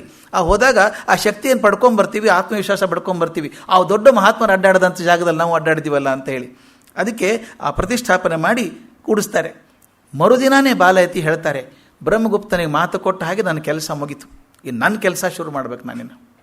ನನ್ನ ಕೆಲಸ ಮೊದಲು ಗಣೇಶನನ್ನು, ತಾಯಿ ಶಾರದೆಯನ್ನು, ನಾರಾಯಣನನ್ನು, ತಮ್ಮ ಗುರು ಗೋವಿಂದ ಭಗವತ್ಪಾದರನ್ನು ಮನದಲ್ಲಿ ನಮಸ್ಕಾರ ಮಾಡಿ ತಮ್ಮ ಮೊದಲ ರಚನೆ ಯಾವುದು ಮಾಡಬೇಕು ಅಂದಾಗ ತಮ್ಮ ಗುರುಗಳು ಹೇಳಿದ ನೆನಪಾಗತ್ತೆ. ಮೊಟ್ಟ ಮೊದಲು ಶ್ರೀ ಬಾದರಾಯಣ ಮುನಿ ಪ್ರಣೀತವಾದಂಥ ಬ್ರಹ್ಮಸೂತ್ರದ ಭಾಷ್ಯವನ್ನು ಬರೀಬೇಕು ಅಂತ ತೀರ್ಮಾನ ಮಾಡ್ತಾರೆ. ವೇದವ್ಯಾಸರು ಬರೆದಂಥ ಬ್ರಹ್ಮಸೂತ್ರ ಅದಕ್ಕೆ ವ್ಯಾಖ್ಯೆ ಬರೀಬೇಕು. ಅದುವರೆಗೂ ಅದು ಬಹಳ ಕಷ್ಟದ ಕೆಲಸ, ಯಾರೂ ಮಾಡಿರಲಿಲ್ಲ ಅಂತ, ಅದನ್ನು ಮಾಡಬೇಕು ಅಂತ ಕೂತ್ಕೋತಾರೆ. ಬರ್ಕೊಳ್ಳೋದಕ್ಕೆ ಶಿಷ್ಯರು ಕೂತಿದ್ದಾರೆ, ಒಬ್ಬರಾದ್ಮೇಲೆ ಇಬ್ಬರು ಬರ್ಕೊಳ್ಳೋದಕ್ಕೆ. ಇವರು ಹೇಳ್ತಾ ಹೋಗಬೇಕು. ಅದರ ಜೊತೆಗೆ ಒಬ್ಬ ಸನ್ಯಾಸಿ ಇದ್ದಾರೆ, ಸನಂದನ, ಸದಾಶಿವ, ಪರಮೇಶ್ವರ ಶಿಷ್ಯರಿದ್ದಾರೆ. ಮುಖ್ಯವಾಗಿ ಹೇಳಬೇಕಾದದ್ದು ಆತ್ಮ ಒಂದೇ ಪರಮಾರ್ಥ ಸತ್ಯ, ಆತ್ಮನೇ ಸತ್ಯ, ಅನಾತ್ಮವಾದದ್ದೆಲ್ಲ ಮಿಥ್ಯ ಹೆಂಗೆ ತಿಳಿಸುವಂಥ ಅದ್ವೈತ ವೇದಾಂತವನ್ನು, ಅದರ ಅಡಿಗಲ್ಲಾದಂಥ ಆತ್ಮ ಬ್ರಹ್ಮ ತತ್ವವನ್ನು ಪ್ರತಿಪಾದನೆ ಮಾಡೋದಕ್ಕೆ ಮೊದಲು ಶುರು ಮಾಡ್ತಾರೆ. ಆತ್ಮ ಒಂದೇ ಸತ್ಯ, ಉಳಿದೆಲ್ಲ ಕಾಣಿಸೋದಿದೆಯಲ್ಲ ಅದು ನೊರೆ ಇದ್ದ ಹಾಗೆ. ನಮ್ಮ DVG ಭಾಳ ಚೆನ್ನಾಗಿ ಹೇಳ್ತಾರೆ, ಕಾಫಿನ ಹಿಂಗೆ ಹಾಕ್ತಾ ಇದ್ದರೆ ನೊರೆ ಸೃಷ್ಟಿ, ಪಾಲ್ ಬ್ರಹ್ಮ, ಮಂಕುತಿಮ್ಮ ಅಂತ. ಈ ಕೆಲವೊಂದು ಕಡೆ ನೋಡಬೇಕು, ಕಾಫಿ ಹಾಕ್ತಿರ್ಬೇಕಾದ್ರೆ ಮದ್ರಾಸಲ್ಲಿ ಹಿಂಗೆ ಹಾಕ್ತಿರ್ತಾನೆ ಅವನು, ಕೈ ಇಲ್ಲೇ ಇರ್ತವೆ, ಅದು ಹಿಂಗೆ ಕಮಾನಾಗಿ ಬಂದಿರುತ್ತೆ ಅದು ಕರೆಕ್ಟಾಗಿ. ಅವನು ಎಷ್ಟು ಚಾಕಚಕ್ಯತೆಯಿಂದ ಹಾಕ್ತಂದಿಡ್ತಾನೆ ಅಂದರೆ ತುಂಬ್ಕೊಂಡ್ಬಿಟ್ಟಿರ್ತೇವೆ ಗ್ಲಾಸ್ ಪೂರ್ತಿ. ನೀವು ಆರಿಸ್ಬೇಕು ಅಂತ ಊದಿದಾಗ ನೊರೆ ಕರುಗೆ ಇಷ್ಟೇ ಕಾಫಿ ಇರುತ್ತೆ ಕೆಳಗಡೆ. ಅದಕ್ಕೆ ಅವ್ರು ಹೇಳ್ತಾರೆ, ನೊರೆ ಸೃಷ್ಟಿ, ಪಾಲ್ ಬ್ರಹ್ಮ, ಮಂಕುತಿಮ್ಮ. DVG ಶಕ್ತಿ ಅಸಾಧ್ಯವಾದಂಥ ಶಕ್ತಿ ಅದು. ಎಂಥ ದೊಡ್ಡ ದರ್ಶನವನ್ನು ಈ ಕಾಫಿ ಎಕ್ಸಾಂಪಲ್ ಹೇಳ್ಬಿಡ್ತಾರಲ್ರಿ, ನೊರೆ ಸೃಷ್ಟಿ, ಪಾಲ್ ಬ್ರಹ್ಮ, ಮಂಕುತಿಮ್ಮ ಅಂತ. ಅದನ್ನು ಹೇಳ್ತಾರೆ ಇವರು. ಸತ್ಯವಾಗಿರುವಂಥದ್ದು ಆತ್ಮ, ಆದರೆ ಅದು ಕಾಣಿಸೋಲ್ಲ. ಸುತ್ತಮುತ್ತಲಿರುವಂಥ ಪೊರೆಗಳಿದ್ದಾವಲ್ಲ, ಇದು ಅನಾತ್ಮವಾದದ್ದು, ಅದು ಅನಿತ್ಯವಾದಂಥದ್ದು. ಆದ್ದರಿಂದ ಅದು ಯಾವುದು ಮುಖ್ಯ ಅಂತ ಕೆಲಸಕ್ಕೆ ಶುರು ಮಾಡಬೇಕು. ಹೇಗೆ ಶುರು ಮಾಡಿದ್ರು ಬೆಳಗ್ಗೆಯಿಂದ ಬರೆಯೋಕ್ಕೆ ಶುರು ಅಂತೆ, ಗ್ರಂಥ ರಚನೆ ಮಾಡೋಕ್ಕೆ ಶುರು ಮಾಡೋದು, ನಡ್ ನಿಲ್ಲಿಸೋದು ಅವ್ರ ಮುಖದ ಮೇಲೆ. ಇದು ಭಾಳ ಒಳ್ಳೆಯ ಕ್ವಾಲಿಟಿ ಆಫ್ ಎ ಟೀಚರ್ ಇದು. ಶಿಷ್ಯರು ಕೂತಿದ್ದಾರೆ ಬರ್ಕೊಳ್ಳೋದಕ್ಕೆ. ಬರೀ ಬರ್ಕೊಳ್ಳಲ್ಲ ಅವರು, ದಡ್ರಲ್ಲ, ಸ್ಟೆನೋಗ್ರಾಫರ್ ಅಲ್ಲ ಅವರು ಅರ್ಥ ಮಾಡ್ಕೋತಾರೆ, ಅವ್ರ ಜೊತೆಗಿದ್ದವರು ಆನಂದಿಸ್ತಾರೆ. ಇವ್ರು ಹೇಳ್ತಾ ಹೋದಾಗ ಅವ್ರು ಬರ್ಕೊಳ್ಳುವಾಗ ಅವ್ರ ಮುಖ ಗಮನಿಸೋರು. ಮುಖ ಗಂಟು ಹಾಕ್ಕೊಂಡ್ರೆ, ಹುಬ್ಬು ಗಂಟಾದರೆ ಇವ್ರು ಅರ್ಥ ಆಗಲಿಲ್ಲ ಅನ್ನಂಗಾಯ್ತು, ಸ್ವಲ್ಪ ಬಿಡು ಬರೆಯೋದನ್ನು ಅಂಥೇಳಿ ವ್ಯಾಖ್ಯಾನ ಮಾಡಬೇಕು. ಪ್ರವಚನ, ಗ್ರಂಥ ರಚನೆ ಎರಡೂ ಜೊತೆಗೆ ಆಗಬೇಕು. ಇನ್ನೊಂದು ಹೇಳ್ತೀನಿ, ನಾನು ನಿನ್ನೆ ಕೂಡ ಹೇಳಿದ್ದೆ ಅದನ್ನು. ನಿಜವಾದ ಮೇಷ್ಟ್ರು ಹೇಗಿರ್ತಾರೆ ಅಂತಂದರೆ, ವಿದ್ಯಾರ್ಥಿಗಳ ಮುಖ ನೋಡಿ ಪಾಠ ಮಾಡ್ತಾರೆ, ಕೆಲವರು ಬೋರ್ಡ್ ನೋಡಿ ಮಾಡ್ತಾರೆ. ನಾನು ಯಾವಾಗಲೂ ಹೇಳ್ತೀನಿ ಟೀಚರ್ಸಿಗೆ, ನಿಮಗೆ ಸರ್ಟಿಫಿಕೇಟು ವರ್ಷದ ಕೊನೆಗೆ ಬರೋದು ಬೇಕಾಗಿಲ್ಲ. ಪ್ರತಿಯೊಂದು ಕ್ಲಾಸ್ ಮುಗಿದ ತಕ್ಷಣ ನಿಮಗೆ ಸರ್ಟಿಫಿಕೇಟ್ ಸಿಗುತ್ತೆ. ಪ್ರತಿಯೊಂದು ಕ್ಲಾಸ್ ಮುಗಿದ ತಕ್ಷಣ ಮೇಷ್ಟ್ ಆಧಾರಿಗೆ ಗೊತ್ತದು. ನೀವು ಕ್ಲಾಸ್ ಮಾಡ್ತಿರ್ಬೇಕಾದ್ರೆ ಹುಡುಗರು ಕೂತಿರ್ತಾರೆ, ವಾಚ್ ನೋಡ್ತಾರೆ, ಅಯ್ಯೋ ಮುಗಿಸ್ತಾ ಇಲ್ಲಪ್ಪ, ಇನ್ನು ಇವನು ಟೈಮ್ ಆಯಿತು ಅಂತ ಹಿಂಗೆ ನೋಡ್ತಾ ಇರ್ತಾರೆ. ಅಂದರೆ ನಿಮ್ಮ ಕ್ಲಾಸ್ ಫೇಲ್ ಆಯಿತು ಅಂತ ಅವ್ರು ಹೇಳ್ದಂಗೆ. ಅವ್ರು ಹೇಳ್ತಾರೆ, ನಿಮ್ಗೆ ಅರ್ಥ ಆಗ್ತಾ ಇಲ್ಲ, ನಿಮ್ಮ ಕ್ಲಾಸ್ ಮಾಡಿದ್ದು ಬೋರ್ ಆಗ್ತಾ ಇದೆ ಅಂತ ಹೇಳ್ತಾರೆ. ಒಂದೊಂದು ದಿವಸ ನೀವು ಚೆಂದಾಗಿ ಪಾಠ ಮಾಡಿದಾಗ ಎಷ್ಟು ಮಗ್ನ ಆಗಿರ್ತೀರಿ ಅಂದರೆ ಬೆಲ್ ಆದದ್ದೇ ಕೇಳಿಸಲ್ಲ. ಹುಡುಗರು ಬೆಲ್ ಆಯ್ತಲ್ಲ ಬೇಜಾರು ಮಾಡ್ಕೋತಾರೆ, ಹಿಂಗೆ ನೋಡ್ತಿರ್ತಾರೆ ನಿಮ್ಮನ್ನು. ಆವತ್ತಿನ ದಿವಸ ನೀವು ಕ್ಲಾಸ್ ರೂಮ್ನಿಂದ ಸ್ಟಾಫ್ ರೂಮ್ಗೆ ಹೋಗಬೇಕಾದ್ರೆ ನಡ್ಕೊಂಡು ಹೋಗಲ್ಲ, ಗಾಳಿಯಲ್ಲಿ ಹಾರ್ಕೊಂಡು ಹೋಗ್ತಾ ಇರ್ತೀರಿ. ಹೋಗ್ಬಿಟ್ಟು ಎಷ್ಟು ಚೆನ್ನಾಗಿತ್ತು ಕ್ಲಾಸ್ ಇವತ್ತು ಅಂದರೆ ಮಕ್ಕಳೇ ಕಲಿಸೋದು ನಮಗೆ ಹೇಗೆ ಕಲಿಸೋದು ಅಂತ. ಇಲ್ಲಿ ಶಂಕರಾಚಾರ್ಯ ಹೇಗೆ ಹೇಳ್ತಾರೆ ಅಂದರೆ, ಯಾವುದಾದ್ರೂ ಒಂದು ಕ್ಲಿಷ್ಟ ಪದ ಬಂದರೆ, ಕ್ಲಿಷ್ಟ ಶೋಕ ಬಂದರೆ ಅವ್ರು ಬರ್ಕೊಳ್ಳುವಾಗ ಮುಖ ಗಂಟು ಹಾಕ್ಕೊಂಡ್ರೆ ನಿಲ್ಲಿಸ್ಬಿಡೋ, ಬರೀ ನಿಲ್ಲಿಸು ಅಂಥೇಳಿ ಅದನ್ನು ವಿವರಣೆ ಮಾಡ್ತಾ ಇದ್ರಂತೆ. ಕಾರಣ ಇಷ್ಟೇ, ಈ ಗ್ರಂಥಗಳನ್ನು ಶತಮಾನಗಳ ನಂತರ ಇನ್ಯಾರೋ ಓದ್ತಾರೆ, ಅವ್ರ ಮುಖದಲ್ಲಿ ಗಂಟು ಬರಬಾರ್ದು. ಇಲ್ಲಿ ಓದುವಾಗ ಇಲ್ಲೇ ಗಂಟಾದರೆ ಸರಿ ಮಾಡಿಬಿಡಬೇಕು ಅಂಥೇಳಿ ಅಲ್ಲಿ ಪ್ರವಚನ ಮಾಡಿ ಮತ್ತಿದ್ದಿಸ್ತಾ ಇದ್ರಂತೆ. ಎಷ್ಟು ಚಂದ ಮಾತದು ಮಾಡಿ. ವೇದಾಂತ ಸೂತ್ರಗಳು ಎಂದು ಖ್ಯಾತವಾಗಿರುವ ಬ್ರಹ್ಮಸೂತ್ರಗಳಿಗೆ ಇನ್ನೊಂದು ಹೆಸರಿದೆ, ಶಾರೀರಿಕ ಮೀಮಾಂಸೆ ಅಂತ ಒಂದು ಹೆಸರಿದೆ. ಒಂದೇ ಸಾಲು ಹೇಳಿ ನಿಲ್ಲಿಸ್ತೀನಿ ಅದು. ಶಾರೀರಿಕ ಮೀಮಾಂಸೆ ಅನ್ನೋದು ಎಷ್ಟು ದೊಡ್ಡ ತತ್ವ, ಅದು ಚೆನ್ನಾಗಿದೆ. ಶಾರೀರಿಕ ಮೀಮಾಂಸೆ ಅಂದರೆ, ಈ ಶರೀರದೊಳಗೆ ಒಬ್ಬ ಜೀವ ಇದ್ದಾನೆ, ನಾವು ಶರೀರಿ ಅಂತೀವಿ. ಶರೀರದೊಳಗೆ ಒಬ್ಬಿದ್ದಾನೆ, ಜೀವ ಇದೆ. ಅದರ ನಿಜ ಸ್ವರೂಪವನ್ನು ಚರ್ಚೆ ಮಾಡುವಂಥ ವಿಚಾರಶಾಸ್ತ್ರ ಶಾರೀರಿಕ ಮೀಮಾಂಸೆ ಅಂತ. ಶರೀರ ನಂದೇ, ನಾನೇ ಶರೀರದಲ್ಲಿದ್ದೇನೆ, ಇನ್ನು ನಂಬುವೊಳಗೆ ಜೀವ ಇದೆಯಲ್ಲ ಅದು ಶಾರೀರಿಕ. ಈ ಕೈ ನಂದು, ಎಷ್ಟು ಚೆನ್ನಾಗಿದೆ ನೋಡಿ ಇದು. ಈ ಕೈ ನಂದು, ಈ ತಲೆ ನಂದು, ಕಣ್ಣು ನಂದು, ಮೂಗು ನಂದು ಅಂತ ಹೇಳ್ತೇನೆ. ಈ ನಂದು ಅಂತ ಹೇಳೋರು ಯಾರು? ಈ ಕೈ ಕರ್ಜಿಗೆ ಅಲ್ಲ, ಇದು ಕೈ. ಅರ್ಥ ಆಗ್ತಾ? ಈ ಕಾಲು ನಂದು, ಕಣ್ಣು ನಂದು ಅಂತನೋರು ನಂದು ಅಂತ ಹೇಳೋರು ಯಾರು? ಒಳಗಡೆ ಒಳಗೊಂದು ಏನೋ ಜೀವ ಇರಬೇಕಲ್ಲ. ಆ ಜೀವ ಏನು ಭ್ರಮೆಯಲ್ಲಿದೆ, ಈ ಶರೀರ ನಂದು, ನಾನೇ ಶರೀರ ಅಂದ್ಕೊಂಡ್ಬಿಟ್ಟಿದೆ ಅದು. ಈಗ ಒಬ್ಬ ದೊಡ್ಡವರು, ದೊಡ್ಡ ಹುದ್ದೆಯಲ್ಲಿದ್ದವರು, ದೊಡ್ಡ ಸ್ಥಾನದಲ್ಲಿದ್ದವರು ತೀರ್ಕೊಂಡ್ರು. ತಕ್ಷಣ ಅವನು ದೊಡ್ಡವರು, ಅಧಿಕಾರಿಗಳು, ರಾಷ್ಟ್ರಪತಿಗಳು ಅಂತ ಅನ್ನೋಲ್ಲ. ರಾಷ್ಟ್ರಪತಿಗಳ ದೇಹ ಅಂತೀವಿ. ರಾಷ್ಟ್ರಪತಿಗಳು ಎಲ್ಲಿ ಹೋದರು? ರಾಷ್ಟ್ರಪತಿಗಳು ಬಂದರು ಅಂತ ಅನ್ನೋದಿಲ್ಲ, ರಾಷ್ಟ್ರಪತಿಗಳ ದೇಹ ಅಂತೀವಿ ನಾವು. ಅಂದರೆ ಒಳಗಿದ್ದಂಥ ಒಂದು ಶಕ್ತಿ ಇದೆಯಲ್ಲ, ಅದು ಶರೀರ ಅಂತ, ತಾನೇ ಶರೀರ ಅಂತ ಭಾವಿಸ್ಕೊಂಡ್ಬಿಟ್ಟಿದೆ, ನಾನೇ ದೇಹ ಅಂತ ಭಾವಿಸ್ಕೊಂಡಿದೆ. ಅದಲ್ಲ ಅಂತ ತಿಳಿಸ್ಬೇಕಾಗಿದೆ. ನೋಡಪ್ಪ, ನೀನು ಬ್ರಹ್ಮವಸ್ತು ನೀನೇ, ಆದ್ದರಿಂದ ನೀನು ಶರೀರ ಅನ್ಕೋಬೇಡ. ನೀನು ಬರೀ ಶರೀರ ಅಲ್ಲ, ಬ್ರಹ್ಮವಸ್ತು ನೀನಾಗಿದ್ದೀಯಾ ಅಂತ ತಿಳಿಸುವಂಥ ಶಾಸ್ತ್ರ ಶಾರೀರಿಕ ಮೀಮಾಂಸೆ ಅಂತ. ಇದಕ್ಕೆಲ್ಲಕ್ಕೂ ಮುಖ್ಯವಾಗಿ ಕಾರಣ ಆದದ್ದು ನಮ್ಮ ಭ್ರಮೆಗಳಿಗೆ ಅಧ್ಯಾಸ ಅಂತ ಹೇಳ್ತಾರೆ. ಅಧ್ಯಾಸವನ್ನು ನಾಳೆ ನೋಡೋಣಂತೆ. ನಮಸ್ಕಾರ.